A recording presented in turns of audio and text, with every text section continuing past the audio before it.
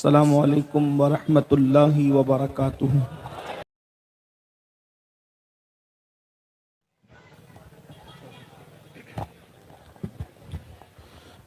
अस्सलामु अलैकुम वरहमतुल्लाहि वबरकातुहू।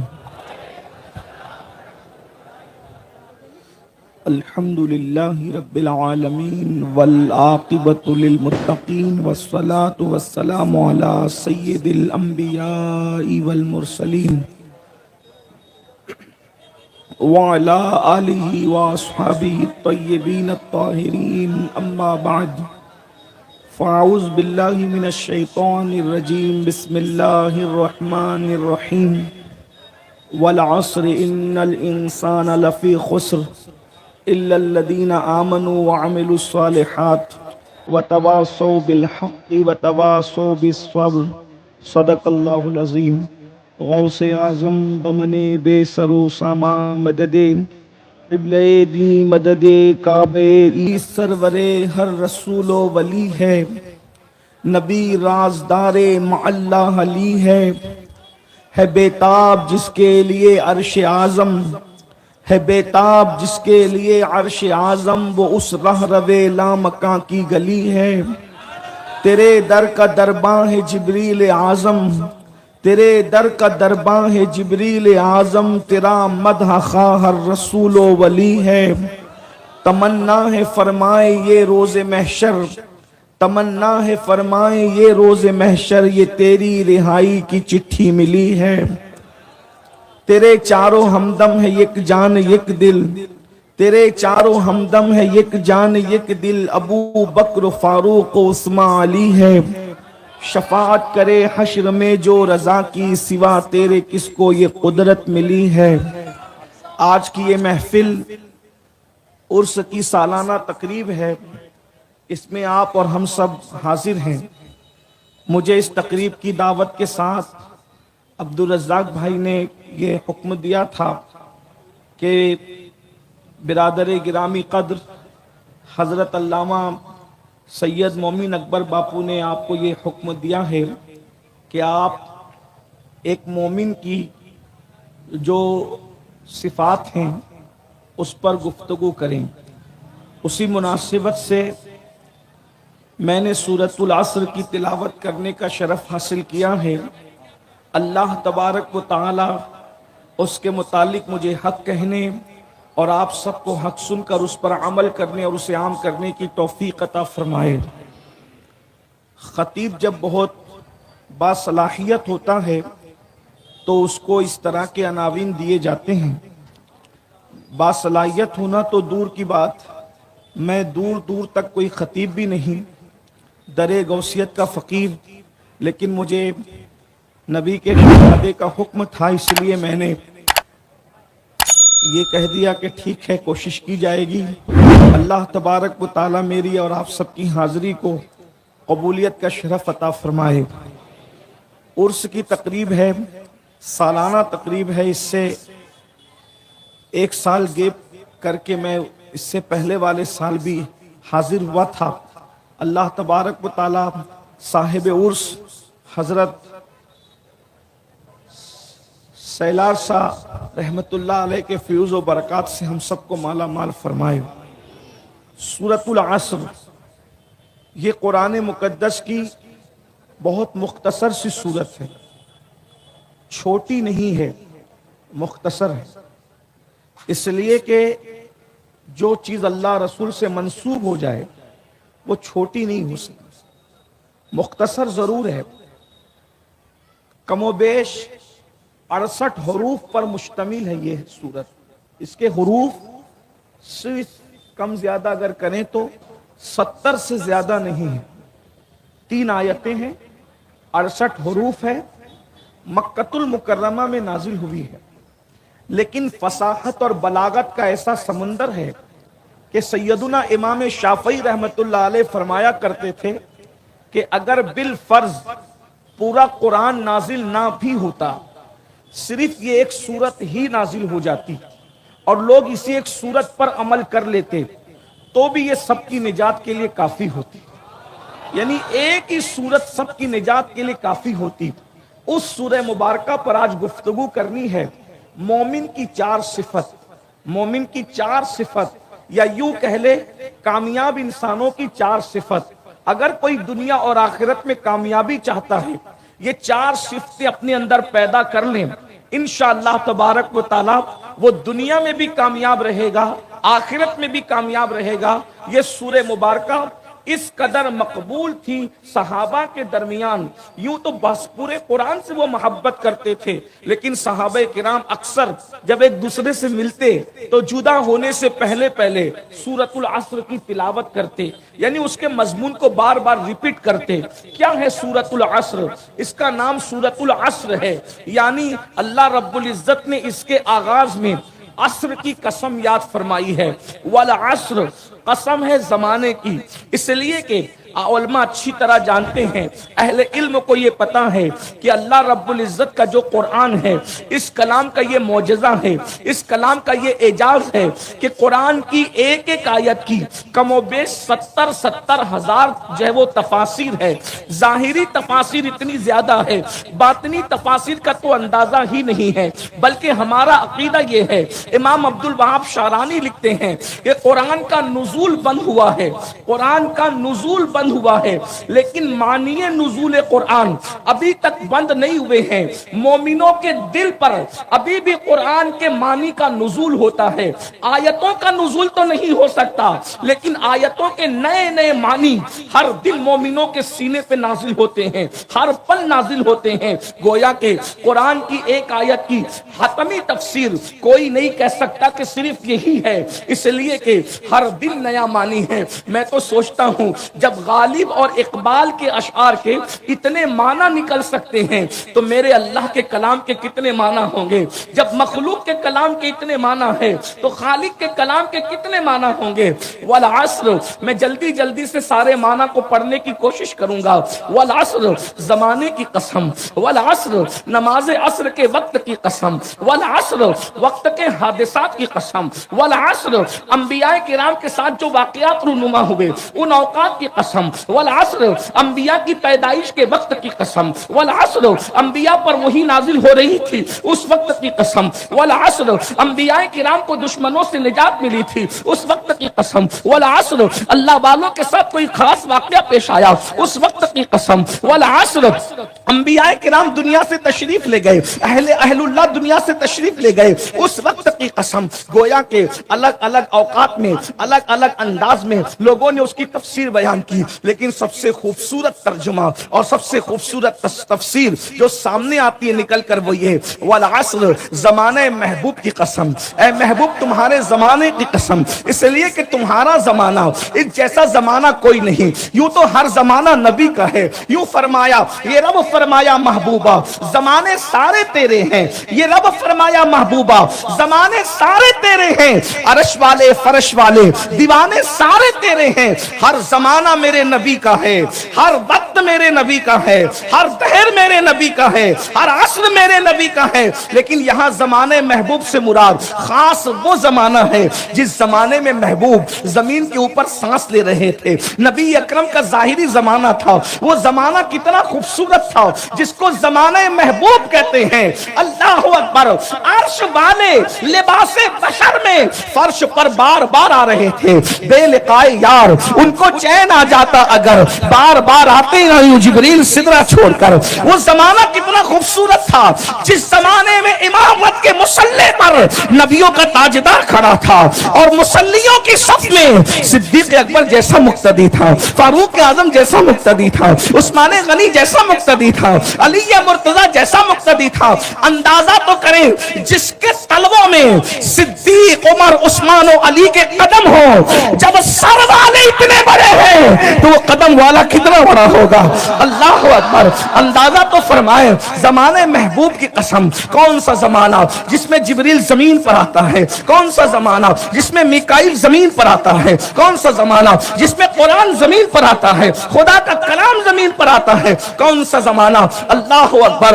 अब आदमी कुछ और हमारी नजर में है, जब से सुना है यार लिबासे बशर में है, नुज़ूले कुरान का जमाना, सहाबा का जमाना, खैरुल कुरून जमाने महबूब की कसम। अल्लाह रब्बुल इज्जत ने महबूब की जान की कसम उठाई। पूरी कायनात में अल्लाह ने किसी की जान की कसम नहीं उठाई। लामरुक कैफर फरमा करके महबूब की जान की कसम उठाई। अल्लाह से बेहाजल बलद कहकर नबी के खाके पाक की कसम उठाई। अल्लाह अकबर। या अय्युल मुज़म्मिल कहकर नबी के चादर में इस्तिराहत करने की कसम याद फरमाई। या अय्युल मुद्दस्सिर कहकर नबी के कंबल ओढ़ने की कसम याद फरमाई। वत्तुहा कहकर नबी के चेहरे पर जिससे जो जुल्फे सवर जाती है उसकी कसम याद फरमाई। वल्लैल कहकर चेहरे मुस्तफा पर जुल्फों के बिखरने की कसम याद फरमाई। गर्ज के कसम का अंदाज हर वक्त बदलता जा रहा है। यहाँ पर वल अस्र महबूब तुम्हारे जमाने की कसम, हबीब तुम्हारे जमाने की कसम। अब कसम उठाई जा रही है और उसके बाद कहा जा रहा है इन्नल इंसान लफी खुस्र, हर इंसान घाटे में है। जो है वो तमाम इंसानों के लिए फरमाया जा रहा है इन्नल इंसान लफी खुस्र। अल इंसान अलिफ लाम के साथ सबको शामिल कर लिया गया। ओके, सब खसारे में है, सब घाटे में है, सब घाटे में है, सब खसारे में है। वो इंसान जो अपनी इंसानियत पे नाश करता है, वो इंसान जो अपने आप को बहुत बुलंद समझता है, वो इंसान जो अपने आप को बहुत आला समझता है, वो इंसान जो मस्जूद मलाइका है, वो इंसान जिसको अपने हाथों से पैदा किया, वो इंसान जो हवाओं में परवास करता है, वो इंसान जो जमीन का सीना चीर करके पौधे निकालता है, वो इंसान जो पहाड़ों को पीस करके रख करके रास्ते बनाता है, वो इंसान जो लोहे पे मेहनत करके लोहे को उड़ा देता है, वो इंसान अल्लाह अकबर जो अशरफुल मखलूकात है, वो इंसान जो कायनात में सबसे अफजल है। इन्नल इंसान लफी खुस्र, सारे इंसान घाटे में है, सब घाटे में है, कोई नफे में नहीं है, सब घाटे में है। अल्लाह सब घाटे में है। अल्लाह अगर पता चला घमंड करने वालों दौलत कमा लो फिर भी घाटे में हो, माल कमा लो फिर भी घाटे में हो, इज्जत कमा लो फिर भी घाटे में हो, बच्चे तुम्हारे हैं फिर भी घाटे में है, दुनिया इज्जत कर रही फिर भी घाटे में हो। वजह देख लीजिए, सदियों तक हुकूमत करने वाला फिरौन कैसे घाटे में था। अल्लाह ने उसको दरिया में गर्क कर दिया। वो नमरूद जिसने सैकड़ों साल हुकूमत की, भाई तुम तो चंद साल तक फैक्ट्री के मालिक नहीं रहोगे, वो सैकड़ों साल बादशाह था। लंगड़े मच्छर से उसको हलाक कर दिया मेरे अल्लाह ने। कैसे घाटे में है। अबू जहल को काट करके कुएं में फेंक दिया गया, फेंकने वालों ने फेंक दिया, वो कैफरे किरदार तक पहुंच गया, वो सरदार कहलाता था अरब का। अल्लाह अकबर कैसे घाटे में है। अबू लहब को दफन करने के लिए उसके बेटे तक आगे ना आए। मरने के बाद लाश में इतनी बदबू आ रही थी कि हबशी गुलामों को लगा करके उसको जो है वो दफन करवाया गया। इंसान कितने घाटे में है। कब तक गुरूर करेगा इंसान तू, इंसान कब तक तू घमंड करेगा। फरमाया गया हर इंसान घाटे में है, इंसानों सब घाटे में है। लेकिन अब आगे कहा जा रहा है इल्ला, मगर। अब जब इल्ला आता है तो यहां से फिर कुछ लोगों को खारिज कर दिया जाता है। तमाम इंसान घाटे में है। आप आलिम बन जाएं, आप खतीब बन जाएं, आप अदीब बन जाएं, आप मुफक्किर बन जाएं, आप मुदब्बिर बन जाएं, आप साइंसदान बन जाएं, आप कुछ भी बन जाएं, सब घाटे में है। सिर्फ चार सिफत वाले, जिनमें चारों सिफत होगी वही घाटे से बचेंगे। चार में से एक भी अगर नहीं होगी तो भी आप घाटे में रहेंगे। अल्लाह अकबर। चार सिफतें होना जरूरी है। इन्नल इंसान लफी खुस्र, सारे इंसान घाटे में है। इल्लल लदीना आमनू, पहली सिफत, मगर वो घाटे में नहीं है जो ईमान लाए। पहली सिफत ईमान, जो ईमान लाए वो घाटे में नहीं है। अल्लाह अकबर। इल्लल लदीना आमनू, इल्ला, मगर जो ईमान लाए वो घाटे में नहीं है। अब आइए जरा पहले बात करते ईमान पर। आप भी कहेंगे हम भी तो ईमान लाए हैं। अल्लाह अकबर। सबसे पहले ये बता दूं ईमान कैसे कबूल होगा, ईमान किसका कबूल होगा, ईमान किस तरह का कबूल होगा। इसलिए कि पूरी दुनिया में 250 अरब लोग, यानी 250 करोड़ लोग पूरी दुनिया में इस वक्त कलेमा पढ़ते हैं। कौन मोमिन है कौन काफिर है ये फैसला मैं नहीं करता, इसलिए कि हम तो सूफिया के गुलाम हैं। मैं ये नहीं कहूंगा अब्दुल्ला मोमिन है, अब्दुल रहमान काफिर है, अब्दुल मुक्तदिर मुनाफिक है, क्योंकि मैं दिल के हालात नहीं जानता। जब तक किसी के कुफ्र पर हमारे पास कतई दलील नहीं होगी उस वक्त तक के हम जो है उसको काफिर नहीं कहेंगे। मेरे भाई, किसी का वुजू टूटने का हुक्म देने के लिए भी हमारे पास दलील चाहिए। जब वुजू किसी का टूटने के लिए कि इसका वुजू टूट गया, बगैर दलील में इसके वुजू के टूटने का फैसला नहीं कर सकता, तो बगैर दलील के किसी के ईमान के जाने का फैसला कैसे किया जा सकता है। इसलिए ईमान और कुफ्र का मामला बड़ा नाजुक है। हर लल्लू पप्पू के बस की बात नहीं है कि मुंह उठाकर किसी को मोमिन कह दे, किसी को काफिर कह दे। अल्लाहु अकबर। याद रखना, अगर काफिर को मोमिन कहा फिर भी ईमान खतरे में है, और मोमिन को काफिर कहा फिर भी ईमान खतरे में है। इसलिए अवाम को तो बहुत एहतियात चाहिए। ये उलमा का मामला, उलमा को सौंपा करें। अल्लाहु अकबर। ईमान किसका कबूल है? 250 करोड़ लोग पूरी दुनिया में कलमा पढ़ते हैं, लेकिन ईमान किसका कबूल है? आप लोग कारोबारी लोग हैं, आप लोग ताजिर लोग हैं, खरीदो फरोख्त करते हैं।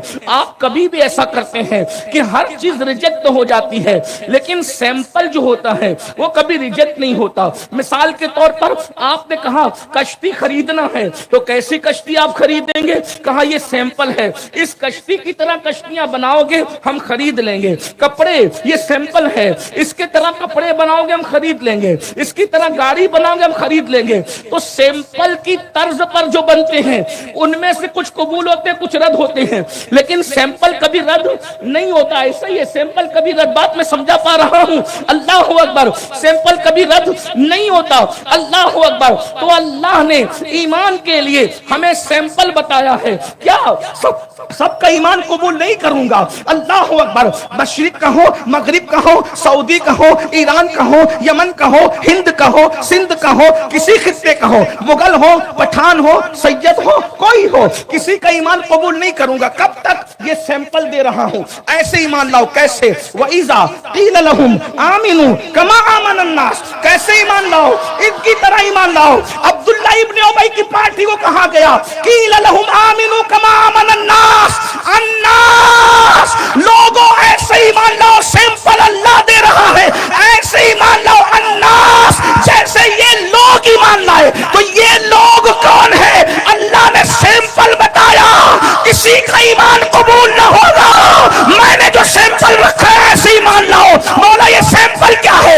अबू बकर की तरह ईमान लाओ, उमर की तरह ईमान लाओ, उस्मान की तरह ईमान लाओ, अली की तरह ईमान लाओ, साद की तरह, सईद की तरह, तलहा की तरह, जुबैर की तरह, बिलाल की तरह, खालिद इब्न वलीद की तरह, अबू उबैदा इब्नुल जर्राह की तरह ईमान लाओ, तब तुम्हारा ईमान कबूल किया जाए।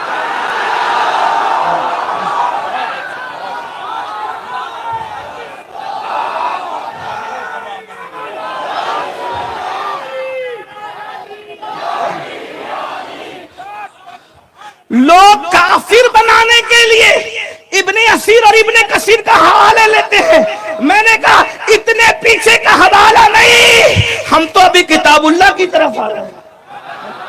हमने अभी मुल्ला की कब माना, अभी तो हम अल्लाह की बात कर रहे हैं। क्या कभी आपने देखा कि सैंपल भी रद्द हुआ है? अरे तुम्हारा दिया हुआ सैंपल रद्द नहीं होता, उसके मुताबिक चीजें बनती है तो कबूल होती। तो अल्लाह ने ईमान के लिए सैंपल किसको कहा? अबू बकर सिद्दीक को, है? जिसको अल्लाह सैंपल के तौर पे दे। और अब कोई कहे नहीं नहीं हम इस सैंपल को नहीं मानते, तो फिर ऑर्डर देने वाला कहेगा फिर हम तुझे ऑर्डर भी नहीं देते, हम तुझसे कुछ खरीदते भी नहीं ना, हम तुझसे कुछ खरीदते भी नहीं। अल्लाह ने कहा ईमान उसी का कबूल है जो अन्नास। कुरान पढ़ रहे हो भाई? अभी तो लोग बहुत नीचे की किताबों पे बातें करते हैं। इतने नीचे ना हो, पहले अल्लाह की किताब है, बाकी सब किताबें देखेंगे, पहले अल्लाह की किताब। अन्नास उठा के देखो ना, सबकी किताबें, नासबियों की भी देखो, खर्जियों की भी देखो, राफजियों की भी देखो, सुन्नियों की भी देखो। अन्नास से कौन मुराद है? अन्नास से कौन मुराद? अन्नास से यही मुराद है जो कभी गार में सो कर के ईमान, जो कभी गार में सोकर जान देकर नबी की जान की हिफाजत करता है, और जो कभी बिस्तर पे सो के जान की बाजी लगा के नबी की अमानतों की हिफाजत करता है। अन्नास, अबू बकर की तरह ईमान लाओ, उमर की तरह ईमान लाओ, उस्मान की तरह ईमान लाओ, अली की तरह ईमान लाओ, साद की तरह, सईद की तरह, तलहा की तरह, जुबैर की तरह, अबू उबैदा की तरह, बिलाल की तरह, अबू हुरैरा की तरह, ऐसे ईमान लाओ। अब बताओ, जिसको अल्लाह ने सैंपल बताया, लोग कहते हैं हम उन्हीं को मोमिन नहीं मानते। वाह भाई, आप तो इसका मतलब ये अल्लाह तो कह रहा है जो ऐसे ईमान लाएगा अबू बकर की तरह, उसी का ईमान कबूल करूंगा, और उन्हीं को आप ईमान वाला नहीं मानते। तो इसका मतलब मेरे दो जुमले सुन लें, भावनगर और गिरद नवाज से आने वालों, बुरा लगता 1000 बार बुरा मना लेना, और घरों में बैठकर जो छुप रहे छुप के सुन रहे उनसे भी गुजारिश है, अगर मरकर अल्लाह को मुंह दिखाना है तो जरा तवज्जो कर ले। अगर अबू बकर, उमर, उस्मान और अली मोमिन नहीं है तो फिर आज कायनात के अंदर कोई भी मोमिन नहीं हो सकता। फिर आप कुछ और है, फिर आप कुछ और है। मोमिन तो सिर्फ वही है जो इनकी तरह ईमान लाए। वरना रसूलुल्लाह के पीछे नमाज पढ़ने वाले अब्दुल्ला इब्ने उबई से कहा तेरा कलमा कबूल नहीं करूंगा जब तक अबू बकर की तरह ईमान न लाए। रसूलुल्लाह के दौर के मुसलमानों को कहा जो अपने आप को मुसलमान समझ रहे थे, अल्लाह ने मैं नहीं कबूल करूंगा, इनकी तरह लाओ। और उनके ईमान कैसे थे? वक्त तो मुख्तसर है, वरना इसी पर पूरी बात पूरी होती। ईमान किसे कहते हैं, ये उम्रान इतना बड़ा है। ये कैसे मोमिन थे?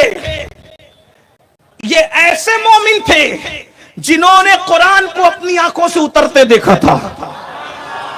ये ऐसे मोमिन थे जिन्होंने जिब्रील अमीन को नबी की गली में आते जाते देखा था। ये ऐसे मोमिन थे, अल्लाह अकबर, कि इन लोगों ने सबको छोड़ दिया था रसूलुल्लाह के लिए। जरा गौर कीजिए, मैं उन्वान मेरा वो नहीं है, लेकिन मैं जल्दी जल्दी से इस तरफ आ रहा हूं। जरा गौर कीजिए, तवज्जो फरमाइएगा। मेरे आका सल्लल्लाहु अलैहि वसल्लम फारूक किस तरह के मोमिन थे, सिद्दीक और फारूक, उस्मान और अली किस तरह के मोमिन थे। आज तो लोगों को थोड़ी सी धमकी दे दी जाए, जान पर आ जाती है तो ईमान से हाथ धो बैठते हैं, नींद का शौक आता है तो नमाज छोड़ बैठते हैं, 200 रुपये की लालच में अल्लाह की झूठी कसम खा लेते हैं। लेकिन सिद्दीक, फारूक, उस्मान, अली, हैदर कर्रार, बिलाल, साद, सईद, तलहा, जुबैर कैसे मोमिन थे। लोग अल्लाह रसूल की मोहब्बत में बिस्तर छोड़ के मस्जिद नहीं जाते, ये ऐसे मोमिन थे। अल्लाह ने कह दिया काबा छोड़ दो, तवज्जो करें, अल्लाह ने कह दिया काबा छोड़ दो, नबी ने काबे की तरफ पीठ किया, सारे सहाबा काबा छोड़कर मदीने शरीफ की तरफ चले गए और बताया हमें काबे से क्या काम, हम तो महबूब का नक्शे कफे पा तलाश करते हैं। और लोगों को बता दिया जमजम की अहमियत अपनी जगह, काबे की अहमियत अपनी जगह, सफा मरवा की अहमियत अपनी जगह, लेकिन हम सबसे ज्यादा अहमियत जिसको देते हैं वो अपने महबूब के नक्शे कदम को अहमियत देते हैं। अंदाजा तो फरमाइए ऐसे मोमिन थे, कैसे मोमिन थे। आज अल्लाह अकबर, लोगों का क्या ईमान है। अगर कोई कह दे, यूट्यूब का नाबालिग मुहक्किक बैठ करके कह दे कि नबी को गैब नहीं था, तो फिर आप उसके साथ भी ढोल पीटते हो। हाँ हाँ, क्या दलील दी है साहब ने कि नबी को गैब नहीं था, क्योंकि नबी को तो माज़अल्लाह अपनी बीवी के हार की भी खबर नहीं थी, आप उसी के साथ ढोल पीटने लगते हो। फिर कोई कहता नहीं नहीं, गैब की खबर नबी को थी, ये दलील ये दलील ये दलील कहाँ थी। तो कब तक इस तरह ढुलमुल बनते रहोगे। आओ, सिद्दीक अकबर का मजहब क्या था, सिद्दीक अकबर का मसलक क्या था। वो रावी को नहीं देखा करते थे। मक्के का सबसे बड़ा गुंडा रावी बनकर सिद्दीक के पास आता है। मशहूर रिवायत, सिर्फ इशारा दे के आगे बढ़ना है ताकि ईमान की अहमियत पता चले। और आकर कहता है, अगर कोई ये बात कहता है अल्लाह अकबर कि मैं रात के मुख्तसर से हिस्से में मस्जिद हराम से अक्सा गया, वापस आया, जंजीर हिल रही थी, बिस्तर गर्म था, क्या बात मानी जाएगी? सिद्दीक अकबर ने ये नहीं कहा कि नहीं मानी जाएगी, इसलिए कि सिद्दीक अकबर जानते हैं कि ये दौर हर दौर की तरह नहीं है, ये जमाना हर जमाने की तरह नहीं है। इस दौर में अल्लाह का महबूब जमीन के ऊपर सांस ले रहा है। इसलिए सिद्दीक ने कहा, अबू जहल पहले ये बता कि इतनी बड़ी बात कही किसने? तो कहा वही तुम्हारे साहब कहते हैं। तब सिद्दीक अकबर ने ये नहीं तहकीकी के कहा कि नहीं कहा, इश्क सिद्दीक ने कहा, अबू जहल अगर मेरा यार कहता है तो ये बात बहुत छोटी है, इससे बड़ी कहेगा तो भी मानने के लिए मैं तैयार रहूंगा। ये ईमान था उन लोगों का। अल्लाह ने कहा ऐसे ईमान लाओ।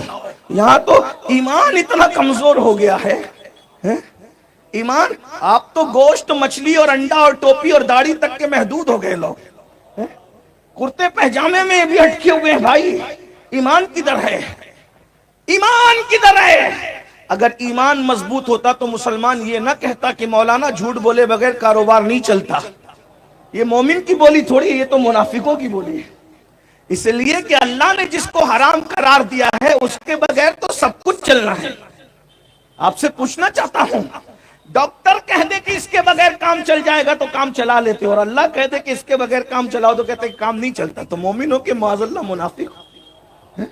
मैं आपको गाली देने नहीं आया, लेकिन मैं तो यही कहता हूं ना कि अल्लाह फरमाता इनकी तरह ईमान लाओ। कैसे? हम तो माल के लिए अल्लाह को छोड़ देते हैं, उन्होंने अल्लाह के लिए बाप को छोड़ दिया। ईमान इस तरह का था ना, हजरत फारूक आजम ने आस्तीने चढ़ाई बद्र में, कहा हुजूर वो जो सामने खड़ा है ना वो मेरा मामू है, हुजूर मुझे इजाजत है उसकी गर्दन उड़ा दूं ताकि लोगों को पता चल जाए हमारे यहाँ खून के रिश्तों की अहमियत नहीं है, हमारे यहाँ तो नबी की अकीदतों की अहमियत है। अगर ऐसे उमर पर भी लोग कहते हैं कि वो मोमिन नहीं है, तो फिर मैं पूछना चाहता हूं कि फिर तू कौन सा मोमिन है भाई? हैं? तूने क्या कुर्बानी दी, जरा वो भी तो बता। है? और आप भी इतने नादान हैं, किसी की भी सुन के कुछ भी बकने लगते। मैंने कहा मेरे भाई, अबू बकर उमर के ईमान पे तुम क्या बहस कर रहे हो? जिनको मानना ईमान है, अगर उन अबू बकर उमर मोमिन है या नहीं, इस पर तो कोई बहस ही नहीं होती, हो ही नहीं सकती। क्यों? इसलिए कि जिनको मानना ईमान है, अबू बकर उमर उस्मान अली वो हैं जिनको मानने का नाम ईमान है। लोग कहते हैं इनको मानना कब से ईमान हो गया? मैंने कहा अल्लाह फरमाता है,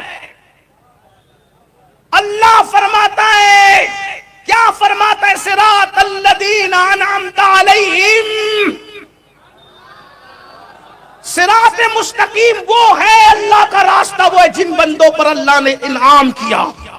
तो किन पे इनाम किया? अनअम अल्लाहु अलैहिम मिनन नबिय्यीन, जिन पर इनाम किया वो नबीयीन है। इस पर मामला खत्म नहीं किया, फिर मैं वो सिद्दीकीन। अल्लाह का रास्ता सिर्फ नबियों के रास्ते पे चलने का नाम नहीं है, साथ में अल्लाह ने नबियों के साथ सिद्दीकीन को भी शामिल किया। सिद्दीकीन व शुहदा, शहीद लोग, व सालिहीन, और अल्लाह के औलिया। चार लोगों के रास्ते पे चलने का नाम है सिरात मुस्तकीम।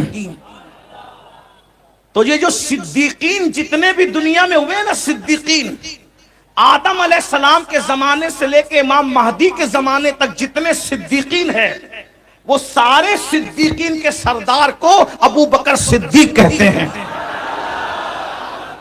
अब बात समझ में आई?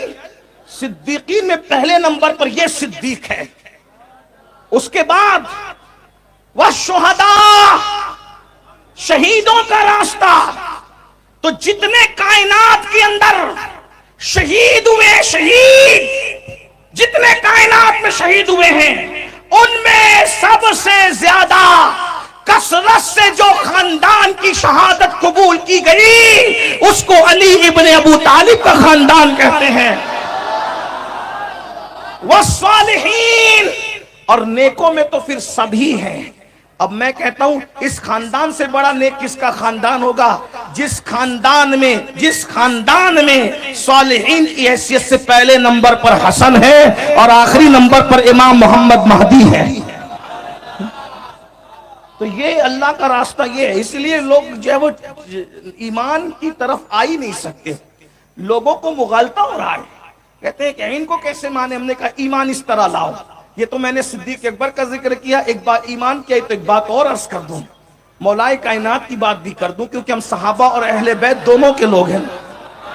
मशहूर सी बात है, सरकार मौलाए कायनात से किसी ने पूछा, आप हर रात बेचैन रहते हैं, दाढ़ी पकड़ पकड़ कर रोते हैं, आप कभी सुकून से सोते भी हैं? कहा हाँ सोए थे, एक रात सोए थे। कहा कब सोए? तो कहा हिजरत की रात सोए थे। और कहा हिजरत की रात तो तलवारों के साए में भी किसी को नींद आती, कहा हमें आ गई थी। कहा वो कैसे? कहा नबी ने कहा था अली सो जाओ, सुबह उठना है, सुबह उठना, सुबह उठना। तो हम समझ गए थे कि कायनात का निजाम बदल सकता है, अली को मौत नहीं आ सकती, क्योंकि नबी ने कहा था सुबह उठना। तो सुला रहे थे तो सुबह तक के जिंदगी की जमानत भी अता कर रहे थे। तो अली ये मुर्तजा का मसलक ये है कि नबी जिंदगी और मौत के भी मालिक बना दिए गए, जहां बानी अता कर दें, भरी जन्नत हिबा कर दें। नबी मुख्तारे कुल हैं, जिसको जो चाहें अता कर दें। इल्लल्लदीना आमनु, ईमान लाओ। ईमान कैसे लाओ? आमिनु कमा आमन अन्नास, सहाबा की तरह ईमान लाओ। अब जिनका ईमान, जो सहाबा ही को नहीं मानते, मैं किसी का नाम नहीं ले रहा हूं, कुरान पढ़ रहा हूं, जो सहाबा ही को नहीं मानते, तो उनका ईमान किधर है? उनका ईमान किधर है भाई? तो सहाबे किराम की तरह ईमान कैसे लाएंगे? अच्छा, ये भी एक मसला है। मैं तो दोनों तरफ की पार्टियों का ख्याल करते हुए बात करता हूं, लेकिन एक बात ये बताऊं, आखिर क्या बात थी अब्दुल्ला इब्ने उबई के ईमान में और सिद्दीक अकबर के ईमान में कि अल्लाह ने कहा तेरा ईमान कबूल नहीं करूंगा, बल्कि कहा वमिनन नासि मन यक़ूल व आमन्ना बिल्लाह व बिल यौमिल आखिर व मा हुम बिमुमिनीन। अल्लाह ने कुरान की आयत में कुरान की आयतें पढ़ रहा हूं, क्या फरमाया? वमिनन नासि मन यक़ूल व आमन्ना बिल्लाह, और कुछ लोग हैं जो कहते हैं आमन्ना बिल्लाह, हम अल्लाह पे ईमान लाए। तवज्जो है भावनगर वालों आपकी? हाँ, जब थक जाना तो चुप होना, मैं समझ जाऊंगा कि मुझे भी चुप हो जाना है। हाँ, कोई बात नहीं है। और ये कोई मुशायरा नहीं है कि जबरदस्ती में कहूं बोलो सुभान अल्लाह, नहीं, ये तो इश्क की बात है, महफिल इश्क है। हाँ, कोई बात नहीं है। लेकिन जब आप कहेंगे कि बस हम थक गए और चुप हो जाए, तो मैंने भी खामोश होना, उसकी वजह ये है कि मोमिन अकबर बापू मेरे भाई हैं। मैं कोई तय करके नहीं आया हूं कि 1 घंटा बोलूंगा तो इतना लूंगा, ऐसा नहीं है। जब आप नहीं बोलेंगे तो मैं भी चुप हो जाऊंगा, क्योंकि मैं 10 मिनट बोल के भी खत्म कर सकता हूं, और फिर 2.5 या 3 घंटे भी आपको बिठा के रखा जा सकता है। आपकी अपनी तबीयत है, आपकी अपनी तबीयत है। बहरहाल, तो अर्ज क्या कर रहा था, कुरान कहता है वमिनन नासि मन यक़ूलु आमन्ना बिल्लाह। लोग कहते हैं, अल्लाह भी क्या शान से बातें करता है ना। लोग कहते हैं, कुछ लोग कहते हैं वमिनन नासि मन यक़ूलु आमन्ना बिल्लाह, कुछ लोग कहते हैं हम अल्लाह पे ईमान लाए, व बिल यौमिल आखिर, और आखिरत पे ईमान लाए। बोलो निसाब पूरा हुआ कि नहीं हुआ? अल्लाह पे भी ईमान लाया, आखिरत पे भी ईमान लाया, तो बचा क्या है? अल्लाह कहता है वमा हुम बिमुमिनीन, वो मोमिन नहीं है। क्यों? वइज़ा क़ील लहुम आमिनु कमा आमन अन्नास। ऐसे अल्लाह पर और आखिरत को मानकर कोई मोमिन नहीं होगा। कब तक? जब तक मेरे हबीब के सहाबा की तरह ईमान न लाओ, हम तुम्हें मोमिन नहीं मानेंगे। तो आखिर क्या चीज थी कि क्या अब्दुल्ला इब्ने उबई का कलमा अलग था और सिद्दीक अकबर का कलमा अलग था, मुनाफिकीन का कलमा अलग था, मौला अली का कलमा अलग था? तो फिर क्या चीज थी कि अल्लाह ने इनका ईमान नहीं माना और इनका ईमान माना? तो दरअसल बात ये थी, कलमा वो भी पढ़ते थे, कलमा ये भी पढ़ते थे, सरों पे पगड़ियां वो भी रखते थे, सरों पे अम्मामे ये भी रखते थे, दाढ़ियां उनके यहाँ भी थी, दाढ़ियां इनके यहाँ भी थी।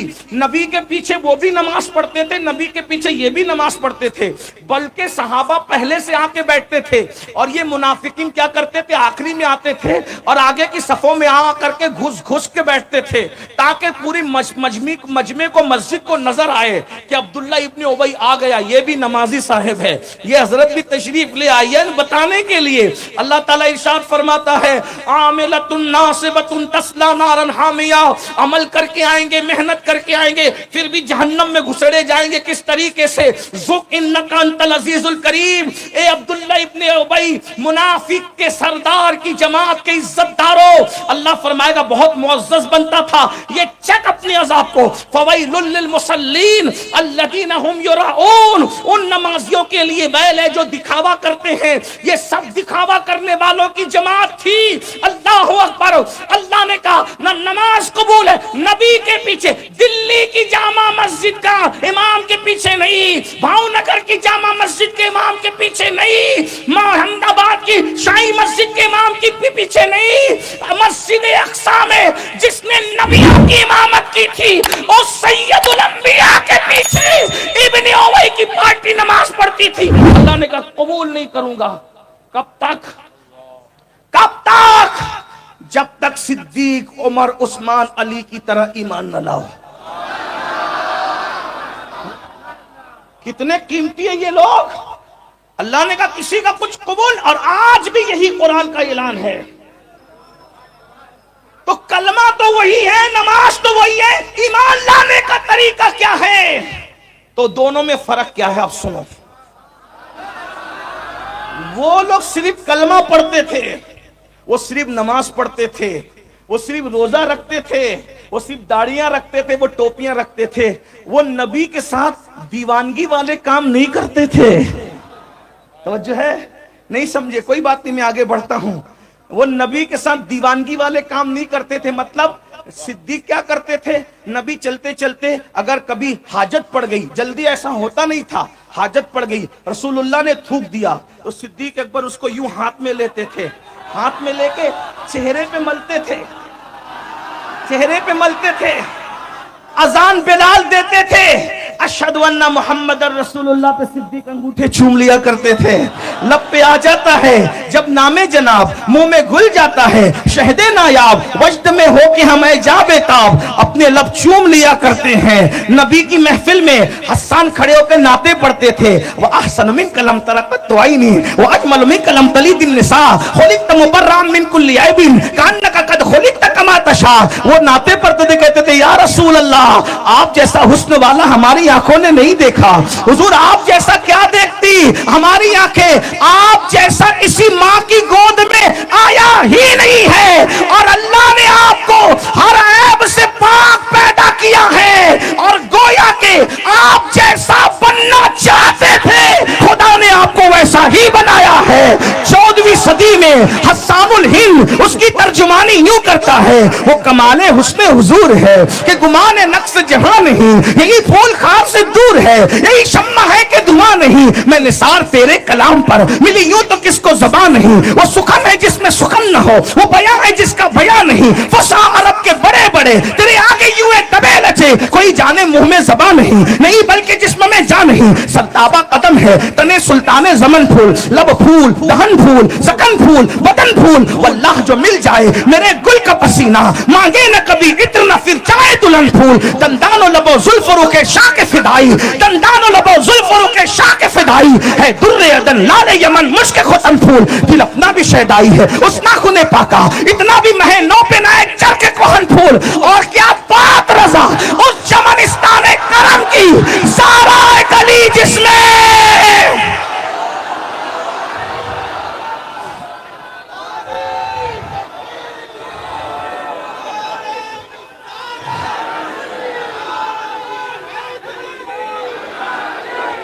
कभी बिलाल नात पढ़ रहे हैं, कभी हस्सान नात पढ़ रहे हैं, कभी सिद्दीक अकबर नात पढ़ रहे हैं, कभी मौला अली नात पढ़ रहे हैं, कभी नाबका जादी नात पढ़ रहे हैं। सब लोग नाते पढ़ रहे हैं, नबी का थूक लेकर चेहरे पे मल रहे हैं। नबी वुजू करते हैं, नबी के वुजू का पानी लेकर सीने पे मलते हैं, चेहरे पे मलते हैं, उसको पीते हैं। तो ये मुनाफिक लोग कलमा तो पढ़ते थे, नमाज तो पढ़ते थे, और क्या कहते थे, ये बेवकूफ हो। वो देखो क्या कहते थे, बेवकूफ। किनको? सहाबा को। अपनी तरफ से नहीं कह रहा हूं। वइज़ा क़ील लहुम आमिनू कमा आमन अन्नास, ऐसे ईमान लाओ जैसे सहाबा ईमान लाते। तो कालू कालू, वो कहते थे कालू, कालू का मतलब होता था वो कहते थे अनुमिनु, हम ईमान लाए, कमा आमन सुफहा, ये पागलों की तरह, ये बेवकूफों की तरह ईमान लाए। यानी नबी की दीवानगी को, नबी के साथ दीवानगी को, सिद्दीक के अंगूठे चूमने को, सहाबा के वुजू का चेहरे पे गुसाला मलने को, नबी के नाम पे कुर्बान हो जाने को, नबी की जूतियां। इब्ने मसूद, ये दीवानगी सुन लो जरा, दीवानगी सुन लो, दीवानगी सुनो। हाय हाय हाय, अल्लाह अकबर। अब्दुल्ला इब्ने मसूद जब तक नबी हयात रहे बड़ी आस्तीन के कपड़े पहनते थे। हम लोग छोटी छोटी आस्तीन के पहनते हैं, अब इब्ने मसूद बड़ी आस्तीन थे, बहुत बड़ी आस्तीन होती थी। किसी ने कहा इतनी बड़ी आस्तीन तेरी क्यों रहती है? कहा वो तू दीवानगी नहीं समझेगा, इसलिए कि ईमान दीवानगी का नाम है। कहा ये कौन सी दीवानगी है?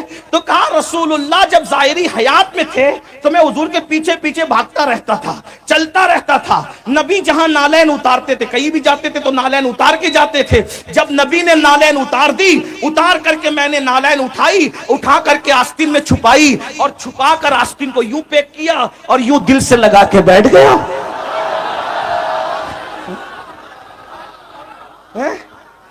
इब्ने उबई कहता था ये बेवकूफ, ये बेवकूफ, ये बेवकूफों की तरह। नालैन भी कोई सीने से लगाई जाती है, और नालैन तो चौखट के बाहर रखी जाती है, लेकिन उसको नहीं पता था वो औरों की नालैन है जो चौखट के बाहर रखी जाती है।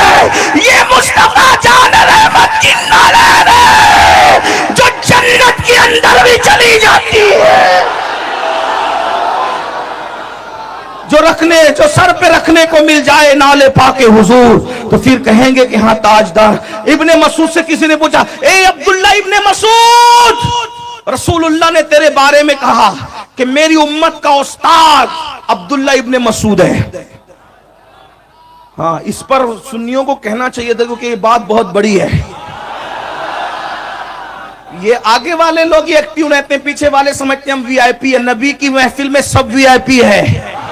हाँ, और जो दीवानगी करता है वो बड़ा वीआईपी है। इसलिए कि अल्लाह को सूखे रूखे कलमे की हाजत नहीं है, वहां तो नबी की दीवानगी की देखी जाती है? वरना इब्ने उबई के बेटे को कहा गया कि तेरा नहीं कबूल करेंगे, कलमा कबूल नहीं करेंगे, नबी के पीछे भी नमाजें तेरी कबूल नहीं करेंगे, और नबी का जुब्बा पहनकर भी तू कब्र में जाएगा तो भी तेरी पिटाई करेंगे, जुब्बा नहीं देखेंगे तेरी पिटाई करेंगे। क्यों?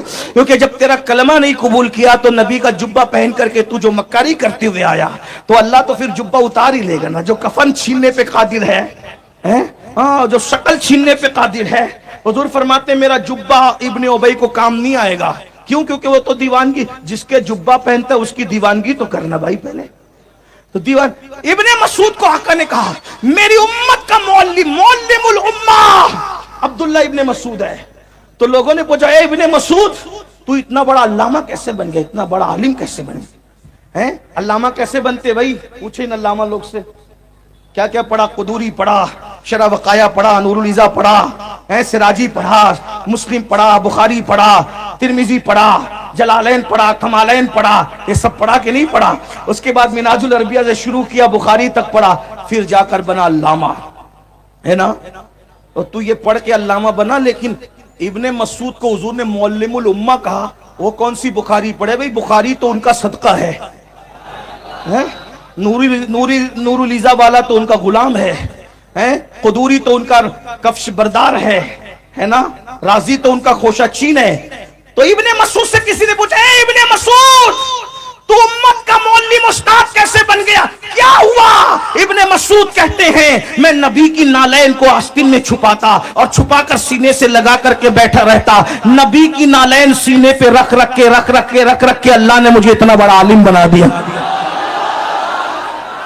जिसकी नालैन इतना बड़ा अल्लामा बनाती है उसके सीने का आलम क्या होगा, सीरे आलम नशरा का आलम। तो ये सब अच्छा, छुपा के बैठने की जरूरत क्या थी? इसका मतलब ये था कि अगर कोई देख लेगा तो छीन जरूर लेगा, क्योंकि उसका भी अकीदा वही था, इसलिए छुपा के बैठते थे ना। हाँ, कि कोई देख ना पाए। ये दीवानगी थी। इनको क्या कहते थे? आमिनू कालू अनुमिनू, अनुमिनू कमा आमन सुफहा। इन बेवकूफों की माज़अल्लाह, मैं उनका जुमला अल्लाह ने नकल किया, मैं सिर्फ समझाने के लिए कह रहा हूं, वरना हम क्या कहेंगे? कुरान पढ़ने के लिए तो मुझे बताना हो। सफी कहते हैं, सफी बेवकूफ को, सुफहा जमा है ना? लोग उलमा बैठे में जानते हैं। हाँ, सुफहा जमा है। इन बेवकूफों की तरह ईमान लाए। अब नबी के वुजू के पानी को मलने के लिए, नबी के अंगूठे चूमने के लिए, नबी की दीवानगी करने के लिए, और नबी से बातें करते थे तो पहले बातें नहीं करते थे, क्या कहते थे? फिदा का उम्मी वाबी या रसूल अल्लाह, आप पर हमारे माँ बाप कुर्बान हो जाएं। तो ये मजाक उड़ाते हैं कि ये बेवकूफ लोग अपने माँ बाप इन पे कुर्बान करते हैं, कहते हैं अपने माँ बाप इन पे कुर्बान। नबी ये पाक की महफिल में जाते तो मुंह में पत्थर रख के जाते, आवाज ऊंची ना होगा, देखो इनको अपनी तरह बशर है और इनका इतना अदब करते हैं। आ गई ना वही बोली, आ गई ना वही बोली। कलमा था, दीवानगी नहीं। अक्ल के तराजू पे नबी को तोड़ रहे थे। अल्लाह ने कहा इनकी तरह ईमान लाओ, तो कहा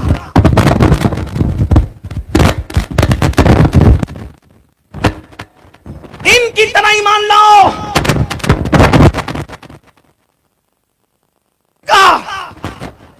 अनुमिनु कमा आमन सुफहा। तवज्जो मेरी तरफ रखे, माए की तरफ नहीं रखे। इन बेवकूफों की तरह। अब अल्लाह ने जवाब दिया, सहाबा के मुतालिक अल्लाह ने जवाब दिया, अला इन्नहुम। अल्लाह जवाब दे रहा है इन मुल्ला लोगों को जो सहाबा को बेवकूफ कह रहे थे। अल्लाह जवाब दे रहे, अला इन्नहुम हुमुस सुफहा वलाकिन ला यालमून। और ये बेवकूफ नहीं है, जो मेरे नबी के पीछे दीवानगी करते फिरते, ये बेवकूफ, ये बड़े होशियार है, क्योंकि इनको पता है कि अल्लाह उसी को कबूल करता है जो नबी की दीवानगी करता है। बस इससे ज्यादा मैं ईमान पर और क्या बात करूं, लेकिन और तफसील है। मगर अब मैं आपसे पूछता हूं, बोलो सिद्दीक अकबर की तरह दीवानगी है, फारूक आजम की तरह दीवानगी है, उस्मान गनी की तरह दीवानगी है, मौला अली की तरह दीवानगी है, बिलाल हबशी की तरह दीवानगी है। एक एक की दीवानगी पढ़ूं तो रातें गुजर जाए, लेकिन क्या दीवानगी थी। एक दीवानगी का वाकया सुन लीजिए, क्या दीवानगी थी। अल्लाह अकबर, अंदाजा फरमाए। एक दिन तबरानी की रिवायत है, सिद्दीक अकबर आए हुजूर की बारगाह में, थर थर कांप रहे थे, थर थर गुस्से में कांप रहे थे। गुस्सा जब बहुत ज्यादा होता है तो आदमी गुस्से में कांपता है। सिद्दीक अकबर दुबले पतले आदमी थे, सीना चौड़ा था, लंबी सी बड़ी सी दाढ़ी थी और बहुत जो वो चेहरा उनका खूबसूरत था, तो कांप रहे थे। और उसके बाद आस्तीन चढ़ी हुई थी और जो वो चेहरे पे गुस्सा था। सरकार ने कहा, अबू बकर ये तेरा हाल क्यों है? कहा, या रसूल अल्लाह, मैं अपने बाप को एक मुक्का मार करके आया, बाप को मुक्का मार करके आया हूँ और आपकी बारगाह में इजाजत लेने के लिए आया हूँ। हुजूर, या तो उसकी हिदायत के लिए दुआ कर दो या मुझे इजाजत दो कि मैं उसकी गर्दन उड़ा दूं, क्योंकि उसने आपके खिलाफ आज एक जुमला कह दिया। मेरे बाप ने आपके खिलाफ एक जुमला कह दिया, उसके मुंह पे मैंने मुक्का मारा है और अब मैं इसलिए आया हूं कि इजाजत दे दीजिए कि मैं उसको कत्ल कर दूं, क्योंकि मुझे बाप नहीं चाहिए, मुझे रसूल पाक चाहिए। आप गौर फरमाएं, आप गौर फरमाइए, आप गौर फरमाइए कि ये उनकी दीवानगी थी, ये उनकी दीवानगी थी। अल्लाह अकबर। गौर, फारूक आजम की दीवानगी बताऊं, फारूक आजम की दीवानगी क्या थी। एक दिन काबतुल्लाह का तवाफ करते करते हजर अस्वद को देखा और हजर अस्वद से बातें करने कहते, एक पत्थर, हजर अस्वद से, ए पत्थर, मैं जानता हूं ना तू नफा दे सकता है ना नुकसान दे सकता है, मैं तुझे कभी नहीं चूमता, इसलिए कि पत्थरों को चूम चूम के पूछ पूछ कर तो जवान हुए थे, मैं तुझे कभी नहीं चूमता, तुझे कभी नहीं चूमता, मगर मैं तुझे सिर्फ इसलिए चूम रहा हूं, मेरे महबूब को चूमता देखा इसीलिए मैं तुझे चूम रहा हूं। ये उनकी दीवानगी, ये उनकी दीवानगी थी। एक मर्तबा हजरत उस्मान गनी को रसूलुल्लाह ने भेजा सुलह हुदैबिया के मौके पे और कहा, उस्मान जाओ और तुम सुलह की बात करो। मक्के वालों ने कहा, उस्मान हम तेरे साहिब को तवाफ करने नहीं देंगे, तुम जितने चाहो तवाफ कर लो। उस्मान गनी ने कहा, अल्लाह की इज्जत की कसम, मुझे तवाफ नहीं चाहिए, मुझे अल्लाह का रसूल चाहिए। जब मेरा नबी तवाफ नहीं करता तो मैंने भी कोई तवाफ नहीं करना है। फिर मौला अली तो फिर मौला अली है। अल्लाह अकबर, क्या दीवानगी का आलम है। मौला मुश्किल कुशा की दीवानगी का आलम क्या है। अल्लाह अकबर। सरकार मौलाए कायनात अली मुर्तजा करमल्लाहु ताला वजहुल करीम जब यमन तशरीफ ले गए, यमन गए, जैसे जलसों में हम लोग आते हैं ना, तो जो नाजिम लोग होते हैं तो तारुफ पेश करते हैं, ये देखो हजरत तशरीफ लाए, ये मुफक्किर मिल्लत है, ये मुफस्सिर कुरान है, ये शेखुल हदीस है, ये मुनाजिर आजम है, ये आला है, ये फुला है, ये फुला है। भाई तारुफ करते कि नहीं करते। तो जब यमन गए मौला अली तो लोगों ने कहा, लोगों ये अखी रसूल है और ये नबी के भाई हैं, ये वसी रसूल हैं, ये हैं, ये हैं, ये हैं, ये हैं। मौला अली गुस्से में आकर, चुप, मेरा क्या तारुफ करा रहा है कि मैं ये और ये है, मुझसे पूछ मैं कौन हूं। मौला अली की दीवानगी, मुझसे पूछ मैं कौन हूं। कहा, अना उबैदुम मिन इबादि मोहम्मद, मैं मोहम्मद के गुलामों में अदना गुलाम हूं। अंदाजा कर ले, जब उनका गुलाम ऐसा है तो मेरा आका कैसा होगा। ये लोग थे भाइयों, मतलब दीवानगी का हाल ये है कि भाई होकर भी भैया नहीं कहा पूरी जिंदगी। नबी ने उनको भाई कहा, अली मुर्तजा ने पलट के भैया नहीं कहा। और जो भाई हो के भैया ना कहे, ये 14 सदी में पैदा होने के बाद रिश्ते लगाने के लिए आ जाए तो तुम हो कौन जरा है। अपना मुंह भी तो देखो आईने में, किस मुंह से नबी को भाई कहते हैं। नहीं, वो बड़े पहले पैदा हो गए तो बड़े भाई हैं। मैं किसी का को गाली देने नहीं आया, लेकिन ये बात भी करके जाऊंगा, भावनगर वालों तुम्हें भी फैसला करना चाहिए कि किसके पीछे नमाज पढ़ना है। जो मसलके अली और सिद्दीक के मुतरादिफ जिंदगी गुजार रहा, उसकी दीवानगी देखकर पढ़ो, या फिर नबी को जो भाई होने के रिश्ते लगाए, नबी की तौहीनें करें, बेअदबियां करें, उनके पीछे पढ़ो। जरा दो कश्ती का सवार न बना करो। हाँ, यही बात है, वरना नबी फरमाएंगे, जो मुझे भाई कहते थे उसके पीछे तू नमाज पढ़ता था। क्या हक है भाई किसी को। नबी के चच्चा ने कभी नहीं कहा ये भतीजा, कलमा पढ़ने के बाद तो नहीं कहा। मौला अली ने कलमा पढ़ने के बाद तो नहीं कहा मेरा भैया है, कहा किसी ने नहीं कहा ना। सैयदा आयशा सिद्दीका ने कहा मेरे शौहर है, मेरे शौहर है। पूरी जिंदगी कहती या रसूल अल्लाह, या रसूल अल्लाह, या रसूल अल्लाह।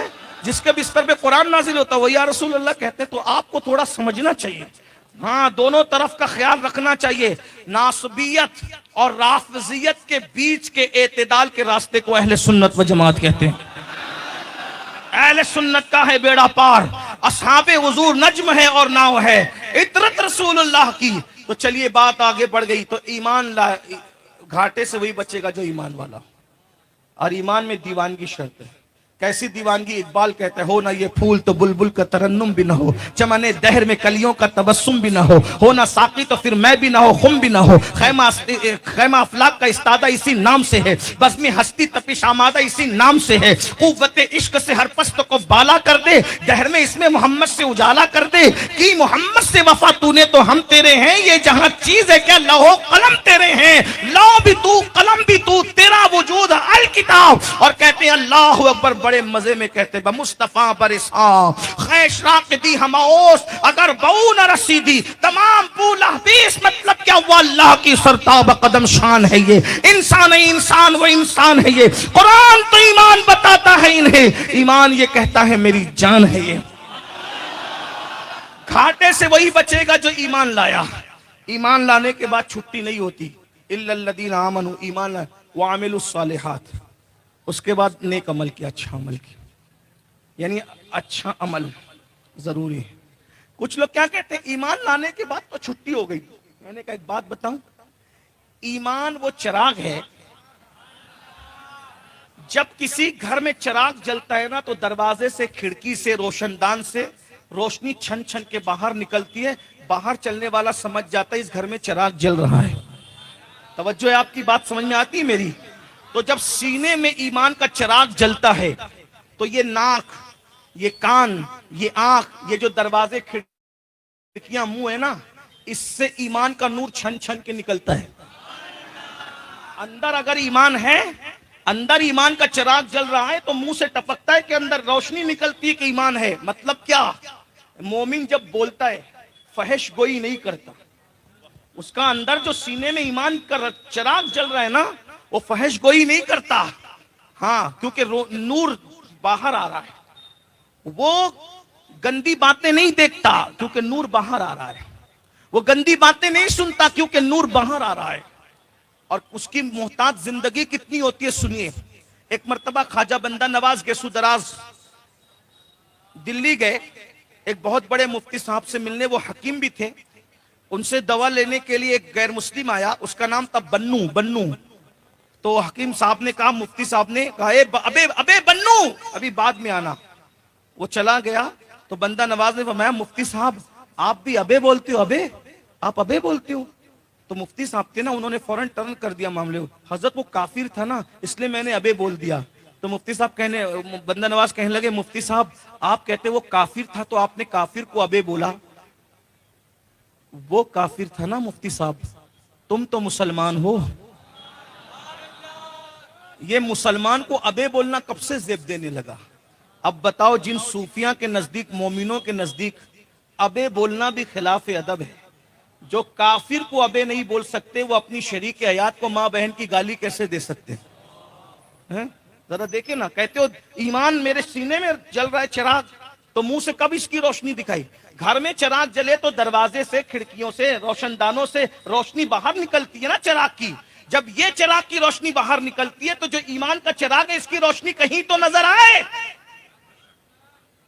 जबान से क्या क्या बकते हो, आग उगलते हो, ये मोमिन की शान नहीं। मोमिन की शान बताऊं, उसकी जबान से कैसे ईमान का नूर निकलता है। एक मर्तबा फारूक आजम के बगल में फोड़ा हो गया। लोगों ने हजरत उमर से मुराद उमर इब्न अब्दुल अजीज भी लिया। हजरत उमर की बात करूं, हजरत उमर के बगल में फोड़ा हो गया। लोग देखने कहना कि क्या हो गया आपको? तो कहा मेरे हाथ के नीचे फोड़ा हो गया, हाथ के नीचे फोड़ा हो गया, हाथ के नीचे। लोगों ने कहा इतनी लंबी बातें ना करो, सीधे सीधे कह दो बगल में फोड़ा हो गया।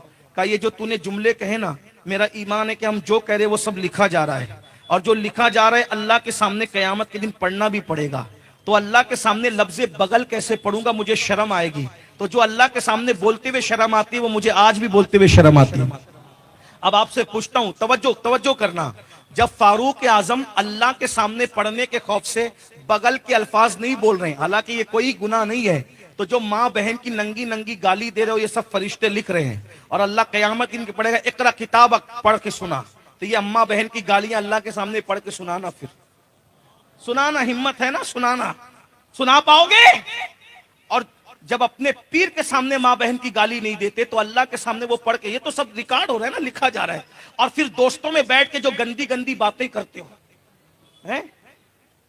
यही ना, मुझे तो बोलते हुए शर्म आती है कि क्या बोलूं, लेकिन नश्तर भाई जब ऑपरेशन करने बैठे हैं तो फिर थोड़ा सा काट पीट तो करनी पड़े। ये जो शहवानी और सेक्सी बातें जो करते हो दोस्तों के दरमियान बैठ के, हैं? फला लड़की से मेरा ऐसा, उसकी भावच से मेरा ऐसा, उसकी साली से ऐसा, ये जो करती है सब लिखा, हंसने की बात नहीं है, ये सब लिखा जा रहा है, ये सब लिखा जा रहा है।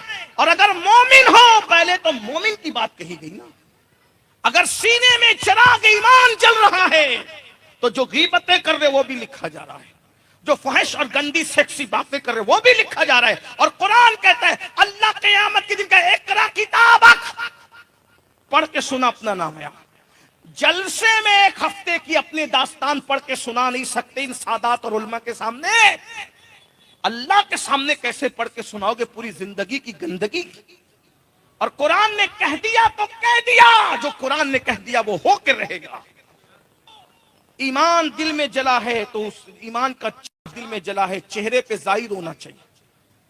कान मोहतात रहे, आंखों से क्या देख रहे हो? गंदी गंदी फिल्में, सब रिकॉर्ड हो रहा है अल्लाह के यहाँ। और ये जो कुछ कर रहे हो, अल्लाह के बंदो सुन लो, बुजुर्गों ने फरमाया जो औरतों को पाप की नजर से देखते हैं, मरते वक्त उनका खात्मा बिल खैर नहीं होता।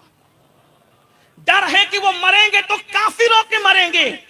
जो औरतों को बुरकों में गंदी नजर से देखे, ओढ़ी हुई चादर, औरत अगर चादर ओढ़े हुए उसको गंदी नजर से देखे तो मरते वक्त तो उसकी जबान पे कलमा नहीं आता। जो औरत को स्क्रीन पे नंगा नाचते हुए देखे और अपने दिल को ठंडक पहुंचाए, फिर वो मोमिन कैसे मरेंगे? इसलिए कि मेरे भाई, अगर नबी का बेटा भी मोमिन न मरे, नबी का बेटा भी मोमिन न मरे तो अल्लाह उसको भी जन्नत में दाखिल नहीं करेगा। कुरान बयान कर चुका ना हजरत नूह अलैहिस्सलाम के बेटे के बारे में, लैसा मिन अहलिक, कि ये आपकी आल से नहीं रहा, सगा बेटा था, कहा जन्नत में नहीं जाएगा। सगा चचा था हजरत सैयदना इब्राहिम अलैहिस्सलाम का आज़र, बिच्छू की शक्ल में जहन्नम में जाएगा। हैं? नूह अलैहिस्सलाम की एक बीवी जहन्नम में जाएगी, तो तुम क्या सुरखात के पर, हम सुरखात के पर लगा के आए कि कुछ भी करो जन्नत में जाओगे?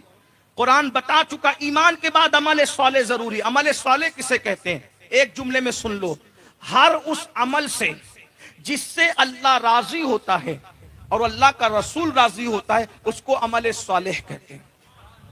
और मोमिन अमल सालेह कैसे करता है? उसमें रास्ते से तकलीफ देने वाली चीज को हटा देना, यह भी अमल सालेह है। कुत्ते को पानी पिला देना, यह भी अमल सालेह है। और रियाजतें और मुजाहिदात करना, यह भी अमल सालेह है। अमल सालेह, ईमान के बाद अमल सालेह जरूरी है। ईमान के बाद अगर अमल सालेह नहीं है तो तुम्हारे ईमान की हैसियत ऐसी ही है कि दरख्त तो है मगर उसका फल नहीं है। लोग क्या कहते हैं, अरे मोमिन जन्नत में जाएगा ना तो अमल की क्या जरूरत है? मैंने कहा अगर अमल की जरूरत नहीं तो फिर कुरान ने क्या बेजरूरत बात कही है? कुछ तुम्हारे दरमियान ऐसे जाहिल आते हैं ना जो तुम्हें स्टेजों से जन्नत की सनद देकर जाते हैं। मोमिन बापू का चेहरा देखोगे तो जन्नत में जाओगे, अमीनुल कादरी का देखोगे तो चेहरे जन्नत में जाओगे, अल्लामा का देखोगे, सैयद मोहम्मद कादरी का देखोगे तो मैं कहता हूं जिनके चेहरे दिखा के जन्नत बांट कर फराड कर रहे हो, तो क्या इनके भी जन्नत में जाने की कोई गारंटी है तुम्हारे पास? गौसे पाक जैसे लोग रोया करें कि अल्लाह मेरा खात्मा ईमान पे फरमा, और तुम इनको जन्नत की सनद दे रहे हो जो सूद के कारोबार करते हैं। इनको जन्नत की टिकटें दे के जा रहे हो सिर्फ इनकी खुशी के लिए कि दोबारा तुम्हें जलसे में बुलाया जाए, और तुम भी खुश हो रहे हो ना। ऐसे ही मुकर्रिर तो चाहिए जो तुम्हें हथेली पे जन्नत दिखाए। ऐसे पीर चाहिए जो तुम्हें पैर दबवा दबवा करके जन्नत बांटे। हैं? ये पैर दबा करके जन्नत मिलेगी? ईमान के बाद अमल सालेह।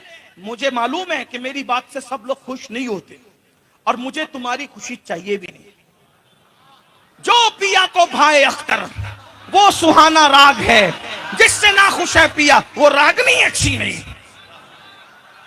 रोजाना लोग मुझे गालियां देते पानी पी पी करके, लेकिन मुझे कोई फर्क नहीं पड़ता, इसलिए कि मैं जानता हूं अगर अल्लाह की राह में किसी को गालियां दी जाए तो उसके मर्तबे बढ़ते हैं। ठीक है, जिसको जो कहना है कह ले, लेकिन मुझे भी मरना है, अल्लाह को मुंह दिखाना है। ये तकरीर हमारा धंधा पेशा नहीं है, ये तिजारत नहीं है, ये इबादत है।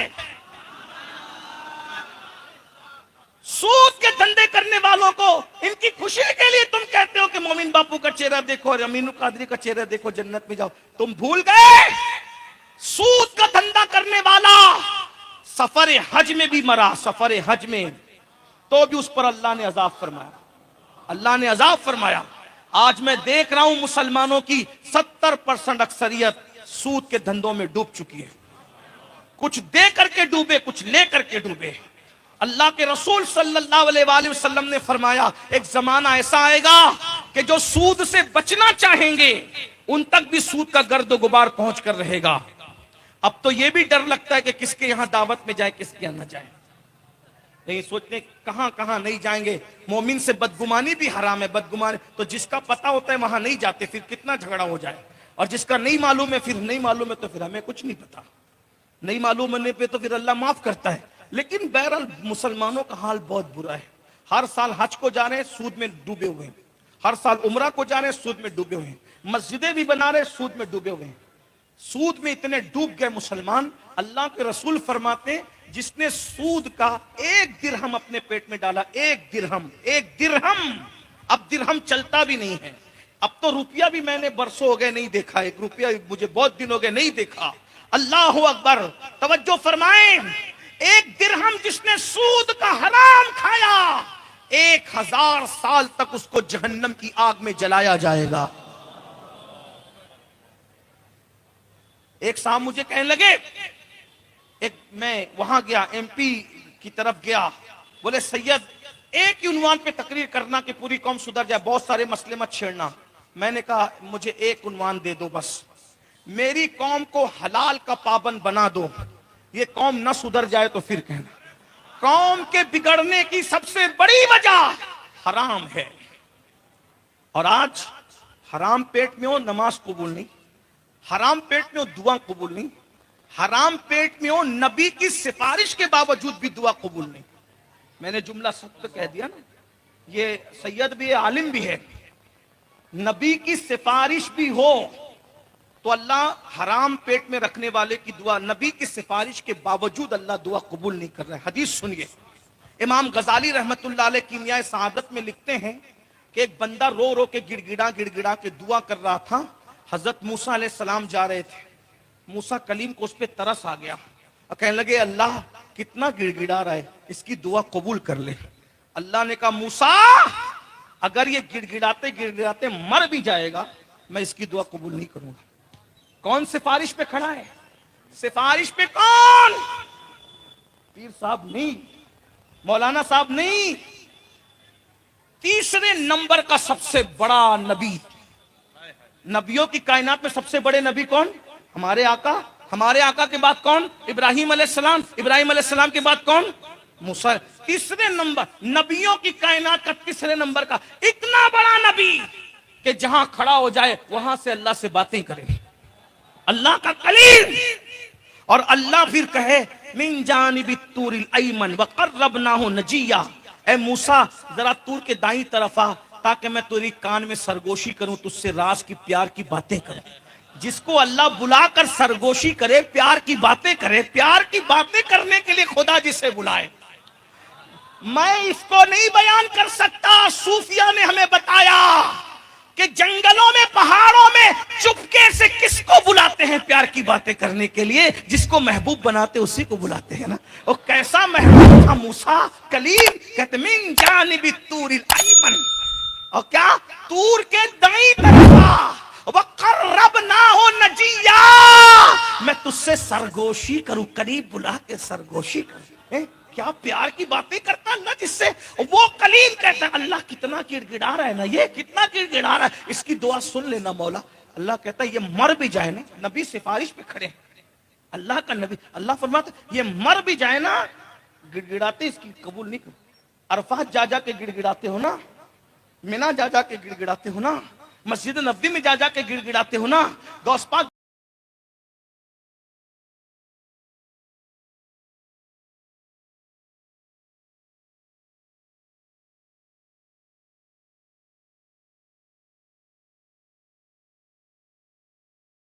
गरीब नवाज के यहाँ के सैलाब शाह के यहाँ के गिड़गिड़ाते, फिर कहते हजरत दुआ कबूल नहीं होती, वहां पुष्ट पे नबी खड़ा है, हैं? पुष्ट पे अल्लाह का नबी कलीमुल्लाह खड़ा है, अल्लाह कबूल कर लेना। जवाब आता है मर भी जाए ना गिड़गिड़ा के कबूल नहीं करूंगा।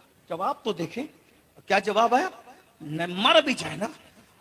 मूसा कलीम की सिफारिश के सामने अरफात मिना मुजदलफा क्या है, हैं? मूसा मूसा है, नबी नबी है, नबी के बराबर कोई मखलूक नहीं, लेकिन क्या हुआ, नहीं कबूल करेंगे, इसलिए कि गैरत इलाही है, अल्लाह की गैरत है, वो गैरत वाला खुदा। कहा मर भी जाए तो मौला इतने नाराज इससे क्यों है कि यूं जवाब आता है कि मर भी जाए तो कबूल नहीं करेंगे। इरशाद होता है मूसा गिड़गिड़ा तो बहुत रहा है, रो तो बहुत रहा है, लेकिन पेट में भी हराम है और जो कपड़े पहने हैं ना वो भी हराम के पहन रखे हैं। बताइए ना, अब फिर आप जन्नत के ख्वाब देख, वामिलुस सालिहात, ईमान लाने के बाद अमल सालेह, मतलब अल्लाह ने जो कानून बनाया, रोजी के मामले में जो कानून है उसको देखो, नमाजों की पाबंदी करो, अल्लाह के हुदूद की पाबंदी करो, नेक अमाल करो। नेक अमाल में अब कितनी फहरिस्त गिनाए, बस मैंने एक जुमले में पढ़ दिया ना, जिन जिन चीजों से अल्लाह राजी होता है वो अमल सालेह है, और जिनसे अल्लाह नाराज होता है वो गुनाह है।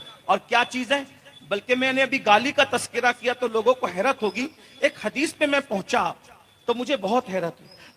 तरगीब व तरहीब की रिवायत है, आका फरमाते खटमल को भी गाली मत दो, खटमल, पिस्सू को भी गाली मत दो, मुर्गी को भी गाली मत दो। और अल मुअज्जमुल औसत में जब मैं पहुंचा तो मैं यहां तक पहुंचा, हैरान रह गया, अल्लाह के रसूल फरमाते हैं शैतान को भी गाली मत दो। जिस मजहब ने शैतान को गाली देने से मना किया, उस मजहब में दोस्तों को, बीवी को, बच्चों को गाली देने की इजाजत कैसे होगी। आका फरमाते जब तुम शैतान को गाली देते हो तो घमंड से फूलता है, शैतान को गाली मत दिया करो, बल्कि कहा करो औज़ बिल्लाहि मिनश शैतानिर रजीम। यानी शैतान के साथ भी गाली देने की अल्लाह के रसूल ने इजाजत। क्या मजहब है आपका, जो मजहब शैतान को गाली देने की इजाजत न दे, वो मजहब रहमान, वो मजहब के मानने वाले रहमान के बंदों को, अपने बच्चों को, बीवी को, भाई को, बहनों को, माँ बहन की गाली दे। गरीब नवाज कहते हैं गाली देने वाले की जबान पे मरते वक्त कलमा नहीं आएगा, इल्लल्लज़ीना आमनू व अमिलुस सालिहात। दो सिफतें हो गई, ईमान लाओ, नेक अमल करो, नेक अमल, गुनाह से बचो, हर गुनाह से बचो, जिससे अल्लाह नाराज होता है उससे बचो। अब गुनाह की बहुत लंबी चौड़ी फहरिस्त है, वो नहीं कहता वतवासौ बिल हक़, बहुत वसी उन्वान है हक, बहुत वसी हक, लेकिन उसको एक जुमले में समेटूंगा, तफासिर का इतने मजमुआ निचोड़कर, लोगों को अच्छी बात का हुक्म दो, लोगों को, हाँ, वतवासौ बिस्सब्र, और लोगों को बुरी बातों से मना करना, क्योंकि सब्र कहते हैं गुनाहों से रुकने को। अगर सब्र के बहुत माना है, सारे माना को समेट ले तो एक माना क्या बनता है, गुनाह से बचने को क्या कहते हैं, सब्र। अब मिसाल के तौर पे मैयत हुई, चिल्ला चिल्ला के रो रहा है, बोले मत रो यार, सब्र कर, मतलब क्या, चिल्ला के रोना, नौहा करना, मातम करना, बाल नोचना, ये हराम है, सब्र कर, ये हराम काम मत कर। समझ में आती है बात। हाँ, सब्र, गुनाह से रुकने को सब्र कहते हैं। गुनाह से रुकने को जब हम पढ़ते हैं ना इस्ताईनु बिस्सब्र वस्सलाह, सब्र और नमाज से मदद चाहो, तो लोग क्या सोचते हैं मैयत पे न रोने वालों के साथ अल्लाह हो जाता है। मेरे भाई ऐसी बात नहीं है सिर्फ, बल्कि जो गुनाह से रुक जाए अल्लाह उसके साथ है। और इस्ताईनु बिस्सब्र वस्सलाह, नमाज और सब्र को क्यों जोड़ा, इसलिए कि जो नमाजी होगा वो गुनहगार नहीं होगा, जो गुनहगार होगा वो नमाजी नहीं होगा। दोनों का एक दूसरे से ताल्लुक है, क्योंकि कुरान कहता है इन्ना सलात तन्हा अनिल फहशाई वल मुनकर, कि बेशक नमाज हर गुनाहों से, हर बुरी बातों से रोक देती है। और जिसकी नमाज उसको गुनाह से न रोके, वो नमाज इंसान को अल्लाह से दूर कर देती है। नमाज या तो गुनाह से दूर करती है या तो अल्लाह से दूर करती है। आज लोग नमाज पढ़ने के बाद भी गुनाह करते हैं। तो क्या ऐसा तो नहीं हुआ कि आपकी नमाज ने आपको अल्लाह से करीब नहीं किया तो अल्लाह से दूर कर दिया? गुनाहों से करीब दूर नहीं किया तो अल्लाह से दूर कर दिया। वतवासो बिल हक़ वतवासो बिस सब्र, ये तवासो जो है ना, ये बड़ा बामाना है। वतवासो बिल, बार बार लोगों को नेकी का हुक्म दो, यानी एक बार देकर छुट्टी नहीं। और इसमें फाइल बिल उमूम है। फाइल उमूम का माना दे रहा है, यानी सिर्फ उलमा नहीं नेकी का हुक्म देंगे और उलमा नहीं सिर्फ बुराई से रोकेंगे। आमनू में सब ईमान लाने वाले हैं, अमल करने वालों में सबको नेक अमल करना है। तो ऐसे ही बतवासो बिल हक, हर मुसलमान को नेकी का हुक्म देना है और हर मुसलमान को बुरी बात से मना करना है। इसकी तशरीह में यह भी कहा जा सकता है बल्लिगु अन्नी वलौ आया, हर मुसलमान मुबल्लिग है, यानी कि मेरी तरफ से पहुंचा दो अगरचे एक ही बात हो। अब यहाँ एंड कर रहा हूं। दो सिफतें, ईमान लाओ, नेक अमल करो, नेकी का हुक्म दो और बुराई से रोको। अब दोनों को एक साथ लेता हूं। 4 सिफत, यानी जो कामयाब मोमिन है वो नेकी का हुक्म दे और बुराई से करते हैं लोग नहीं करते। नेकी का हुक्म देने का मतलब क्या? जैसे अजान हो रही है, इसको सुन लो, जो कामयाब मोमिन की तीसरी सिफत है और चौथी सिफत है, दोनों को मिला के पढ़ रहा हूं। अजान हो रही है, आप अकेले उठ के मस्जिद जाते हैं नहीं, ये मोमिन की शान नहीं। तुम उठो, जितने तुम्हारे साथ बैठे सबको कहो कि चलो तुम भी मस्जिद चलो। ये काम सिर्फ उलमा का नहीं है, सबको करना है। और अगर नहीं करोगे, अभी मैं आगे हदीस पढ़ रहा हूं कि उसका अंजाम क्या होगा। आपने कोई गुनाह होते हुए देखा, सिर्फ उलमा की जिम्मेदारी नहीं है गुनाह से रोकना, हर मोमिन की जिम्मेदारी है।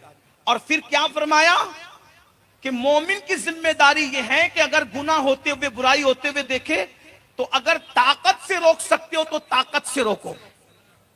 ये ईमान का बड़ा दर्जा है, ताकत से रोकना, हाथ से रोकना। दूसरा दर्जा है जबान से रोकना, यानी अब अगर ताकत और हाथ से नहीं रोक सकते तो जबान से मना करो अच्छे से। और अगर वो भी नहीं कर सकते तो का दिल में बुरा जानो। और आप दिल में बुरा जानते हो नहीं जानते हो मुझे नहीं पता, लेकिन जो दिल में बुरा जानते हैं, जो दिल में, तवज्जो करना, जो दिल में बुरा जानते हैं, नबी ने उनको सनद दी कि उसका ईमान कमजोर हो गया। दिल में बुरा जानना ये कमजोर ईमान वालों की निशानी है। अब बताओ, जो गुनाह को देखकर दिल में बुरा जाने, ये कमजोर ईमान वाले की निशानी है। तो जो दिल में बुरा भी नहीं जानते तो क्या उनका ईमान का तोता तो नहीं उड़ गया? अब मैं चंद मिसालें रखता हूं। लोग बहुत मीठे बनने चले हैं? इज्जत नहीं जानी चाहिए। अरे ऐसी इज्जत पे लानत हो जिससे अल्लाह नाराज हो।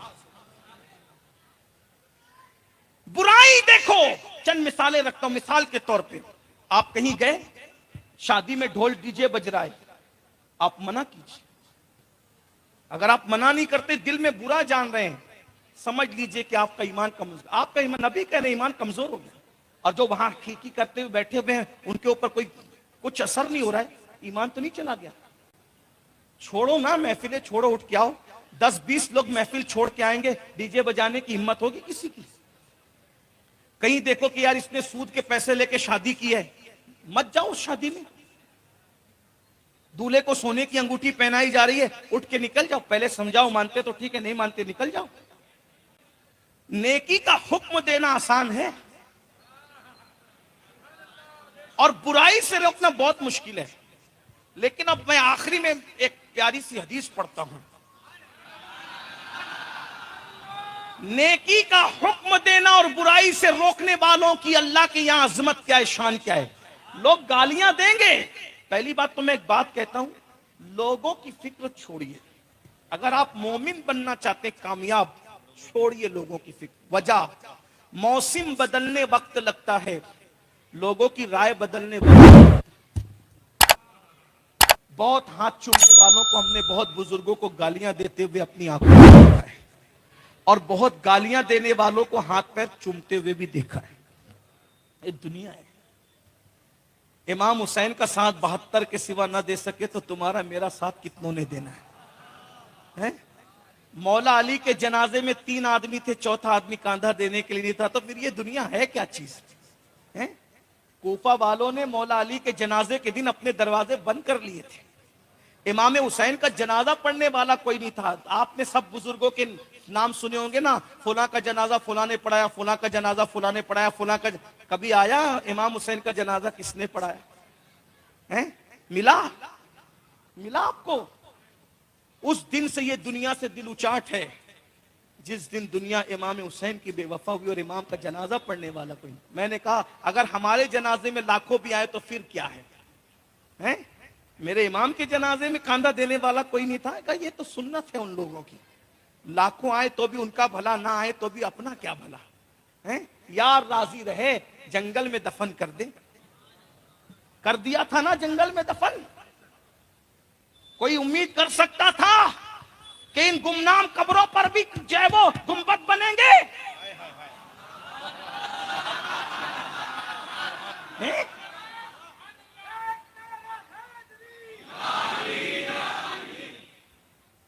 महलों में बनने वाली कब्रें गुमनाम हो गई, लेकिन नजफ और करबला में गुमनामी में बनने वाली कब्रें आज इतनी मशहूर हो गई कि जो वहां जाता है वो भी मशहूर हो जाता है। वजह क्या है? उन्होंने रब की रजा की फिक्र की थी, सबकी रजा की फिक्र नहीं की थी। आज तुम लोग चापलोस हो रहे हो मेरे भाई, चापलोस। बहुत माफी के साथ जुमले तल्ख लगे, माफ करें। चापलोस हो, चापलोसियां कर रहे हो, हराम होता हुआ देख रहे हो, मुंह पे पट्टी बांध के बैठे हो। तुम्हें पता है तुम्हारा दोस्त किसके साथ जिना करता है, तुम्हें पता है, फिर भी तुम दोस्ती निभा रहे हो उसके साथ। तुम्हें वो जिना की दास्तान आके बताता है और तुम हंस हंस के सुनते हो। रब की फिक्र नहीं है तुम्हें, मालदारों की फिक्र है। मैं जानता हूं इसलिए कि हम लोग ग्राउंड लेवल के लोग हैं, हम पब्लिक से दूर नहीं रहते, हमें सब पता है, हमें सब पता है। तुम्हें पता है उसके घर सूद का धंधा चलता है, 11वीं की न्याज हर महीना होती है, फिर भी जाते हो खाने के लिए। ये कौन सी 11वीं है भाई? ये कौन सी 11वीं है जो सूद का धंधा करने वालों को हक दे दिया गया? सैयदी आला हजरत इमाम अहले सुन्नत फतावा रज़विया शरीफ में लिखते हैं, हराम माल से नेक काम करने का मतलब ऐसे ही है जैसे नापाक कपड़े को पेशाब से धोना। धोते रहो, जितना पेशाब डालोगे और नापाक हो जाएगा। हज को जा रहा है हराम माल से, हर कदम पर गुनाह है। उम्रा को जा रहा है, हर कदम पे गुनाह।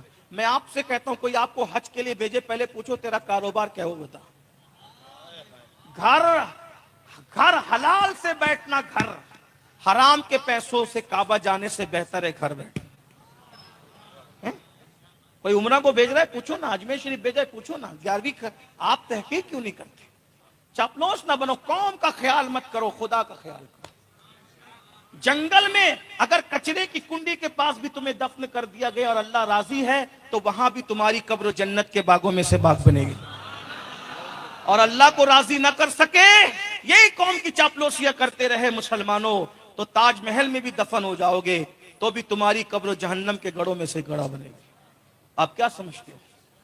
वह तवासो बिल हक पर बोलने के लिए बिठाया तो मैं भी जुर्रत करता हूं कि हक बोलूं, वरना मैं इतना सख्त नहीं बोलता।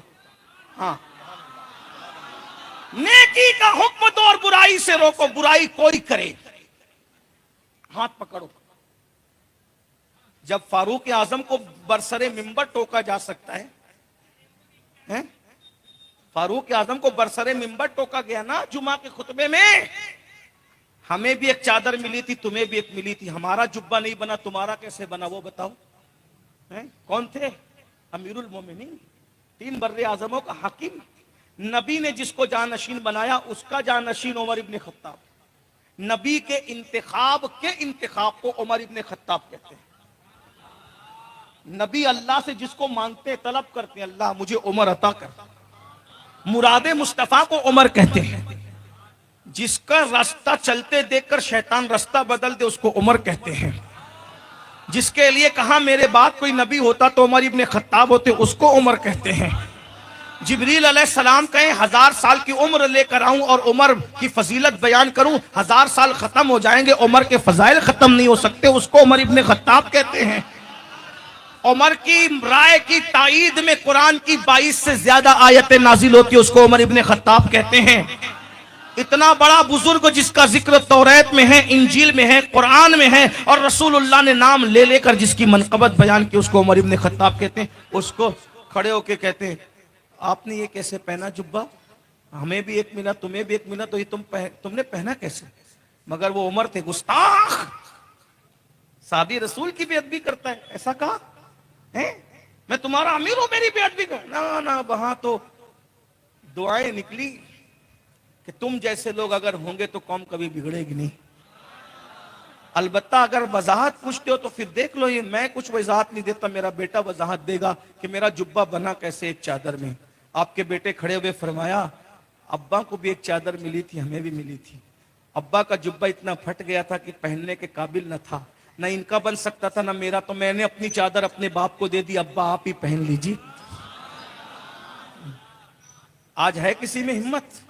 चार चे किसी के मानने वाले हो जाएं, फिर वो कहता फिर कुछ भी, कोई पकड़ता है, कोई बाइकाट करता है, कोई नाराज होता है। अपने मुखालिफ से तो तुम नाराज होते हो, शरीयत के मुखालिफ से भी नाराज होते हो। बस बात खत्म करते हुए हदीस पढ़ने लगा हूं, सुन लो, बहुत प्यारी हदीस है एंड पे। आजकल अहले सुन्नत में एक ट्रेंड चला है कि बड़ी से बड़ी बारगाह की खिलाफत लो, आगे काम आएगी।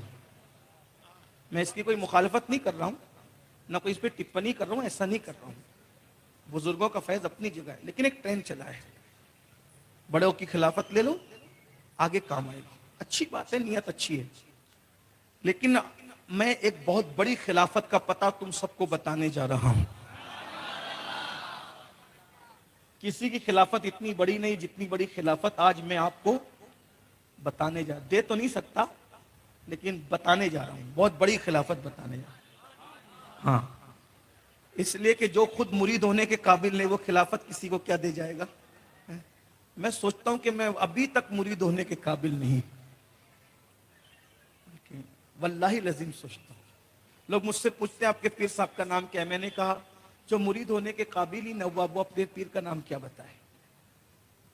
बस गुलामों में उनके सगों में नाम आ जाए, सग बारगाह, बस अपना काम, सगे दरगाह जिलानी, अपना नाम है, काम हो। तुझसे दर दर से सग, सग से है मुझको निस्बत, मेरी गर्दन में भी है दूर का डोरा। अल्लाह की कसम उठा के कहता हूं, जब मैं मिंबर पे जाता हूं और लोग कहते आले रसूल, शहजादे रसूल, मुझे बहुत तकलीफ होती। निस्बत तो है उस खानदान से, लेकिन मुझे तकलीफ बहुत है कि इतने बड़े नाम के साथ मेरा नाम जोड़ने की औकात मेरी क्या है? मैं तो उनका गुलाम भी कहलाने का हकदार नहीं। अगर गुलामों में हमारा नाम आ जाए ना तो बेड़ा पार। जब मौला अली कहे अना उबैदुम मिन इबादे मोहम्मद के मैं उनके गुलामों में अदना गुलाम हूं, तो हम शहजादे कब से हो गए? उस खानदान से निस्बत जरूर है, लेकिन जब कहता है इतने, मैं कहा कि कहां वो?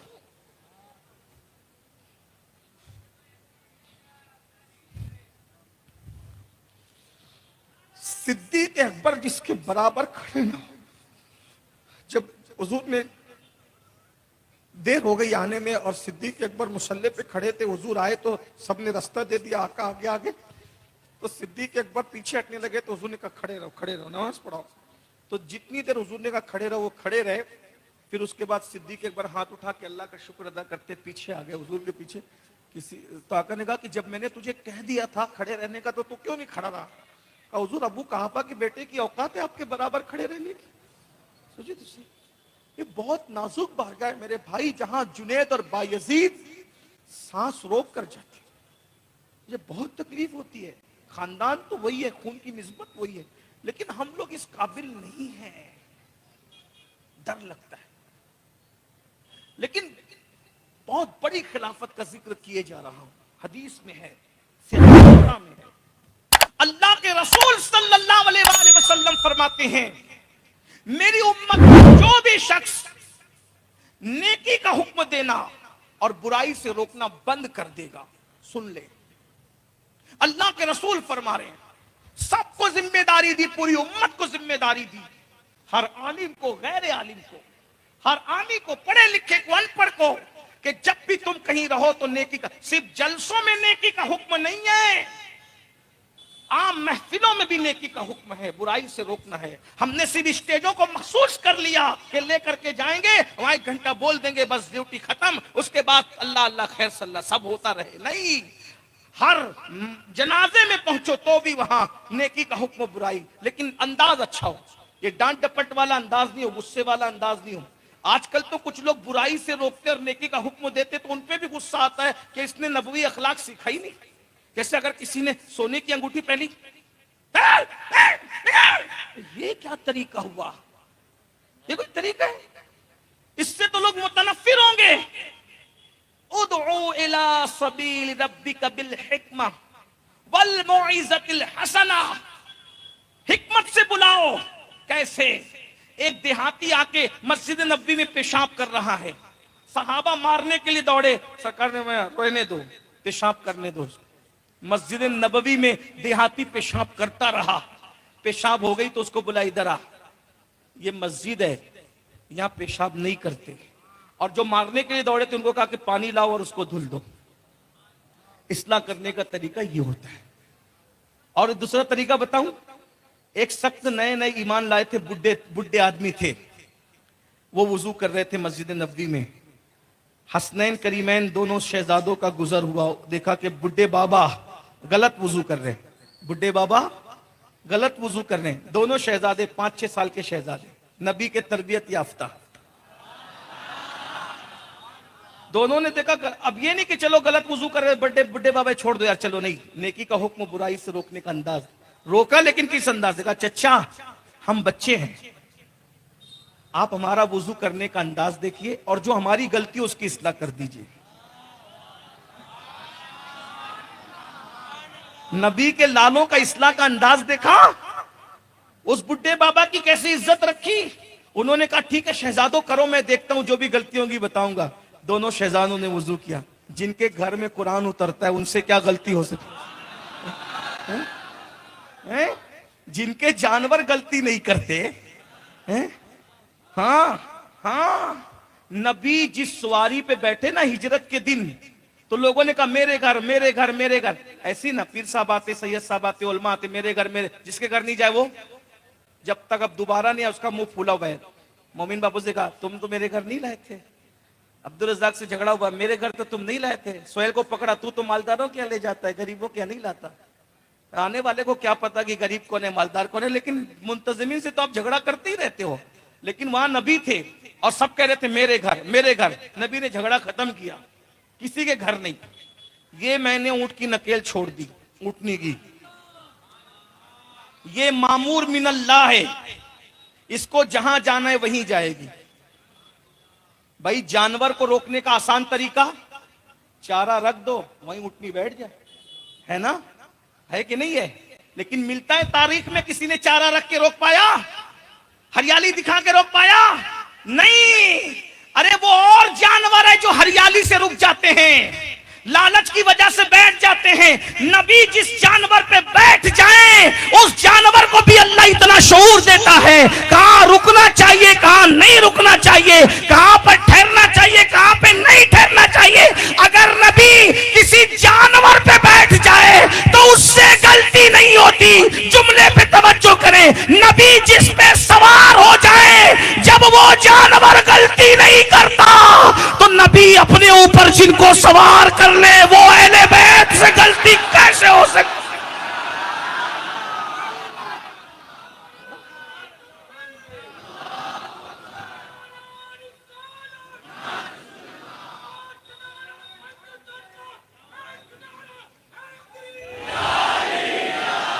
मरकबे नबी गलती नहीं करता तो राकिबे दोषे पैगंबर से गलती कैसे हो सकती? शहजादों ने कहा हमारा वुजू देख लें, जो गलती हो इस्लाह करें। क्या? वो बुढ़े बाबा ने पूरा वुजू देखा और माथा चूम के कहा शहजादो तुम्हारी इस्लाह पर भी कुर्बान, हमारा ही वजू में कमी थी, आपके वजू में क्या कमी हो सकती है? मीठी मीठी बातों से समझाओ, क्योंकि तल्ख गुफ्तगू, अल्लाह के रसूल फरमाते हैं जिसको अल्लाह ने नरमी अता की उसको अल्लाह ने खैर कसीर अता किया।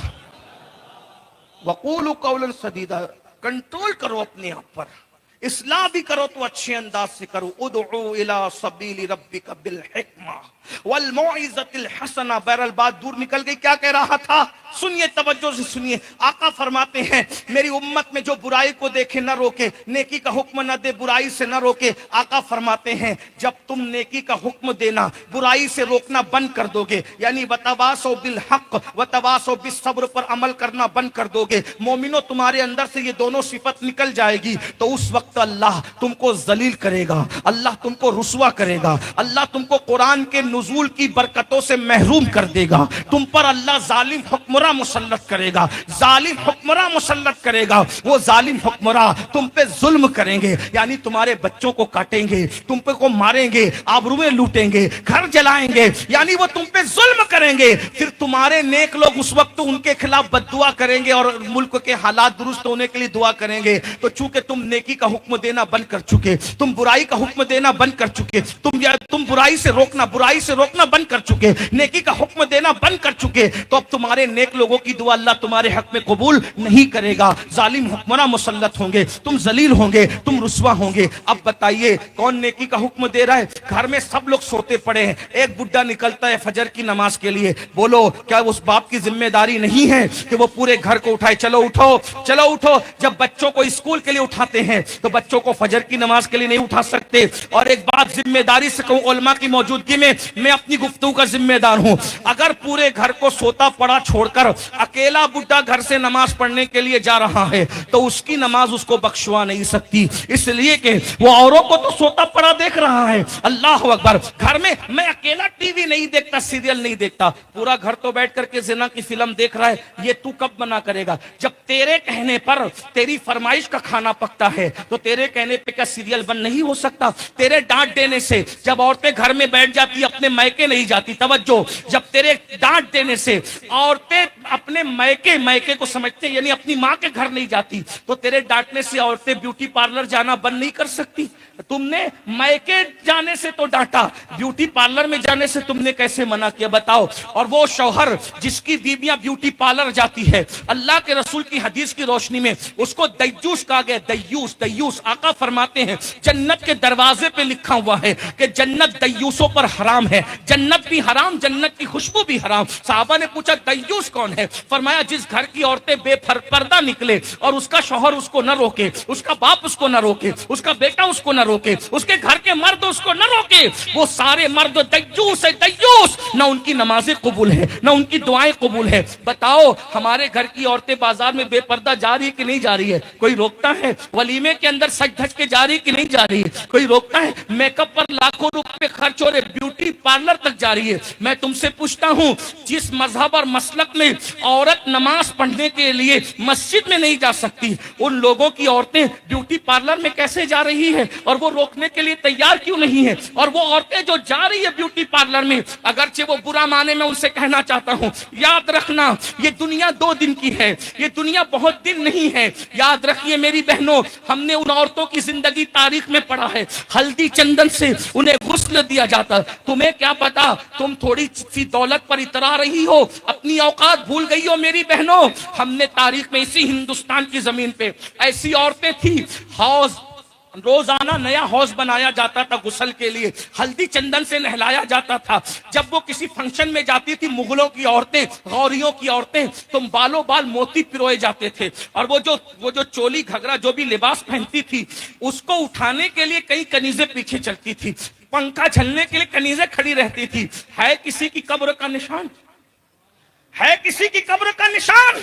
मिट गया ना निशाने कब्र भी, मगर वो सैयदा मखदूमा जिसके घर में 1-1 महीने तक चूल्हा नहीं जला, 1-1 महीने तक, आज भी उस सैयदा का जिक्र जुमा के दिन जब तक मिंबर पर खुतबे के हवाले से नहीं होता, सुन्नियों का खुतबा मुकम्मल नहीं होता। जरा गौर करो, अरे जिस मिंबर पर औरत जा नहीं सकती, तवज्जो करे, जिस मिंबर पर औरत जा नहीं सकती, उस मिंबर पर भी मर्द जिसका नाम ले रहा है उसे सैयदा मखदूमा तैयबा ताहिरा फातिमा ज़हरा कहा जाता है।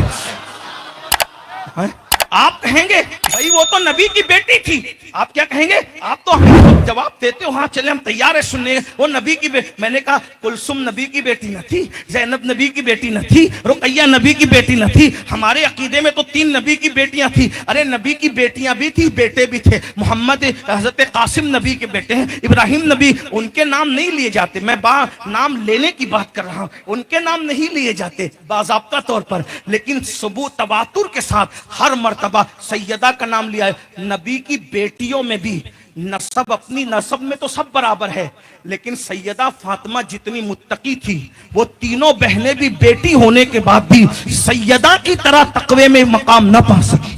वो सब मुत्तकी थी, लेकिन जो मकाम सैयदा को मिला, जिसके सर के दुपट्टे को कभी चांद और सूरज ने नहीं देखा, उसे फातिमा तो ज़हरा कहा जाता है। और आज औरतें क्या हो गया, औरतों को क्या हो गया? Makeup makeup makeup. सुनो, इस आरजी मेकअप के चक्कर में खुदा को नाराज करने वाली मेरी बहनों, कब्र के कीड़ों ने खाना इन गालों को,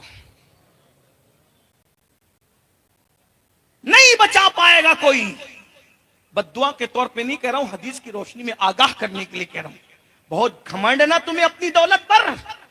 मेरे शोहर का इतना कारोबार है इतने मुल्कों में, और यहां तक और वहां तक है। याद रखना, अगर दौलत के बलबूते पर कोई अल्लाह को चैलेंज करता है, तो जो खुदा देना जानता है वो खुदा छीनना भी जानता है। क्या समझते हो? जो फिरौन से को सैकड़ों साल हुकूमत देकर छीन ले, जो नमरूद को सैकड़ों साल हुकूमत देकर छीन ले, हाँ, मुगलों को जो हुकूमत दे और आखिरी मुगल हुक्मरां का अंजाम ये हो। एक बात ये भी बताऊं, बाप दादा पाप करते हैं तो औलाद को भुगतना पड़ता है। बहादुर शाह जफर बड़ा नेक आदमी था, किया बाप दादा ने, भुगता बेचारा बहादुर शाह जफर। इतना बड़ा आदमी था, वो तहज्जुद गुजार भी था, बहुत बड़ा शायर, अल्लामा फजल हक जैसे कि सोबत का में बैठता था, बड़ा शायर। बहादुर शाह जफर की शायरी याद आ गई, मैं अर्ज कर दूं।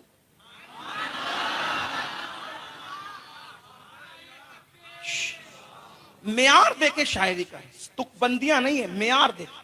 यानी बादशाह कितना पढ़ा लिखा था, कैसी शायरी कर रहा है जरा देखिए। फजल हक और सदरुद्दीन और गालिब और इकबाल से पीछे नहीं है बहादुर शाह जफर। बहादुर शाह जफर ने कहा था, आंधियां गम की चलेगी तो संवर जाऊंगा। आंधियां आंधियां गम की चलेगी तो संवर जाऊंगा, तेरी जुल्फे नहीं हूं कि मैं बिखर जाऊंगा। आंधियों से जुल्फे बिखरती है, मोमिन नहीं बिखरता। यह है बहादुर शाह जफर। आंधियां गम की चलेंगी तो संवर जाऊंगा, तेरी जुल्फे नहीं हूं कि मैं बिखर जाऊंगा। और तुझसे बिछड़ा तो ये न पूछ किधर जाऊंगा, मैं तो दरिया हूं समुंदर में उतर जाऊंगा। मुझको फांसी पे चढ़ाने की जरूरत क्या है? मुझको देखो, जफर, बहादुर शाह जफर की फिक्र देखो, इतना बड़ा बादशाह हो कि उसकी फिक्र देखो। यहां तो जिना की फिल्मों में अटके हुए, इंटरनेट की गंदगी में अटके हुए बादशाह, अखंड भारत के बादशाह की फिक्र देखो। मुझको फांसी पे चढ़ाने की जरूरत क्या है? मुझको फांसी पे, तवज्जो, मुझको फांसी पे चढ़ाने की जरूरत क्या है? मुझको फांसी पे चढ़ाने की जरूरत क्या है? मेरे हाथों से कलम छीन लो, मर जाऊंगा। मेरे हाथों, कितना इल्म दोस्त रहा होगा, कहता है मेरे हाथों से कलम छीन लो, मर जाऊंगा। और कहता है मैं जफर हूं, मुझे कोई मिटा सकता ही नहीं। मैं जफर हूं, मुझे कोई मिटा सकता ही नहीं। मैं तो शायर हूं, किताबों में उतर जाऊंगा। मैं तो शायर हूं, किताबों में बिखर जाऊंगा। अंदाजा करें, वो बहादुर शाह जफर, बहादुर शाह जफर मुगल खानदान का आखिरी चश्म चिराग, जो ताजमहल में नाश्ता लगाता था। मौर्रिखों ने लिखा है दर्जनों नहीं सैकड़ों डिशें नाश्ते में लगती थी, लेकिन बहादुर शाह जफर की जिंदगी का आखिरी दिन ये था जब उसने मांगा ना नाश्ते के लिए, तो उसके बेटों के 2 कटे हुए सर उबाल कर उसको पेश किए गए, इससे नाश्ता कर लीजिए।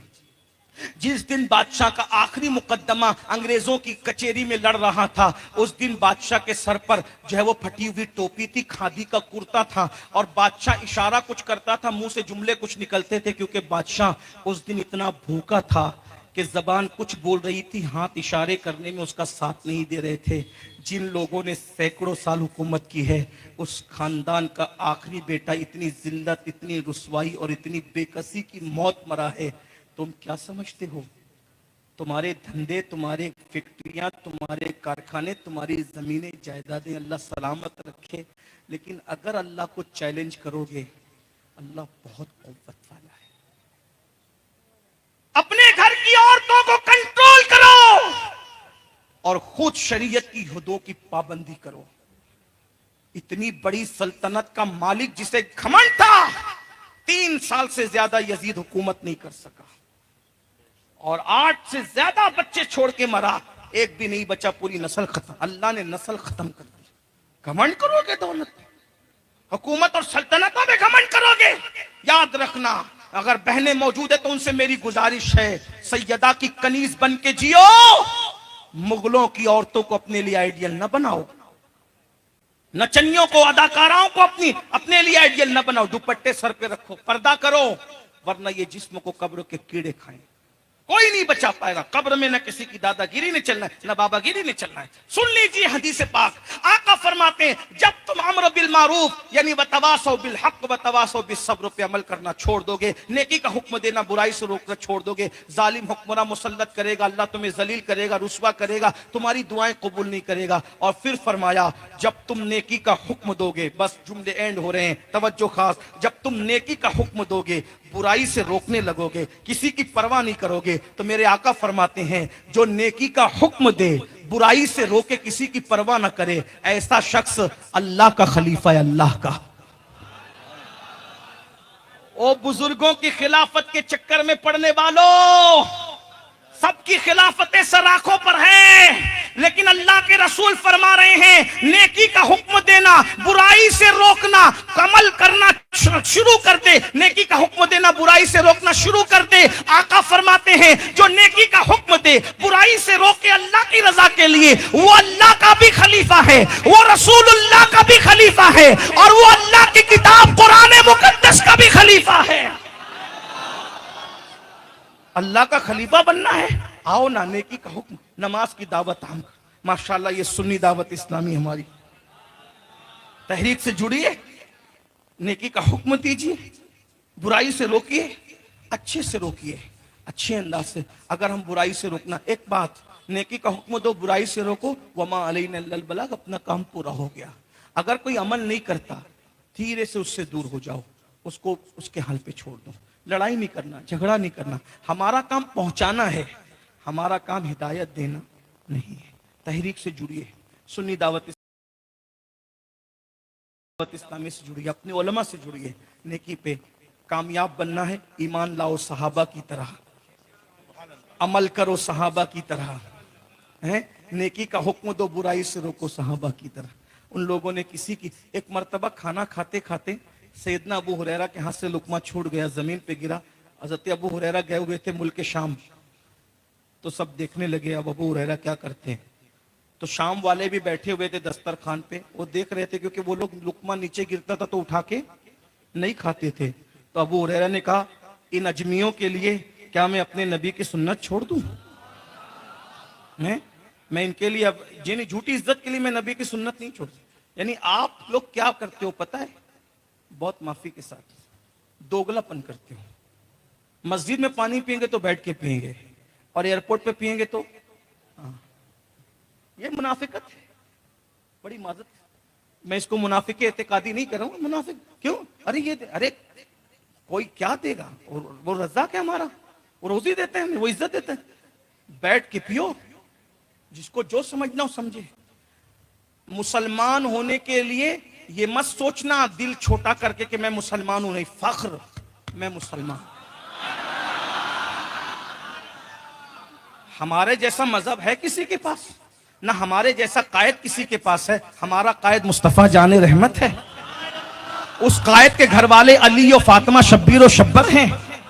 उस नबी के सहाबा सिद्दीक, उमर, उस्मान, बिलाल, सईद, तलहा, जुबैर, और ये सब सहाबा हैं। और हमें पीर भी मिला तो गौसे आजम जैसा, ख्वाजा मिला ख्वाजे आजम जैसा, इमाम मिला इमाम आजम जैसा। हमारे पास कोई चीज छोटी है ही नहीं, सब चीज बड़ी बड़ी हमारे पास है। फख्र करो। है किसी के घर में ऐसी बेटी जैसी हमारे नबी के घर में है किसी के घर में ऐसी औरत जो पूरा महीना पाक रहती हो, पूरा महीना नमाज पढ़ती हो, पूरा महीना रोजे रखती हो? है ऐसी किसी के घर में? अगर है तो सिर्फ मेरे नबी के घर में। तो हमारे नबी का घर बेमिसाल, नबी के सहाबा बेमिसाल, नबी का मजहब बेमिसाल, नबी का लाया हुआ कुरान बेमिसाल, नबी का लाया हुआ दिन। दिल को छोटा मत करो। ये मजहब तुम्हें नीचे दिखाने नहीं आया, ये मजहब तुम्हें ऊपर ले जाने आया है। ईमान लाओ, सच्चे दिल से अमल करो, अमल वाले बनो, अमल वाले, और नेकी का हुक्म दो, बुराई से रोको। 4 सिफत अपने अंदर पैदा कर लो, फिर तुम्हें नाकामी से, फिर तुम्हें कामयाबी से कोई नहीं रोक सकता। तुम कामयाब रहोगे।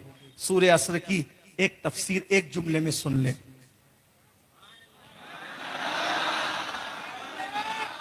सहाबा में सबसे अच्छे कारी थे, सहाबा में सबसे अच्छे कारी थे, उनका नाम था उबई इब्ने काब। हुजूर इनसे कुरान सुनते थे, हुजूर को इनसे कुरान सुनना बहुत, इसीलिए फारूक आजम ने तरावी के लिए पहला इमाम जिसको मुकर्रर किया वो कौन थे? उबई बिन काब। उबई आए, रसूलुल्लाह को बैठा हुआ देखा, क्या रसूलुल्लाह मैं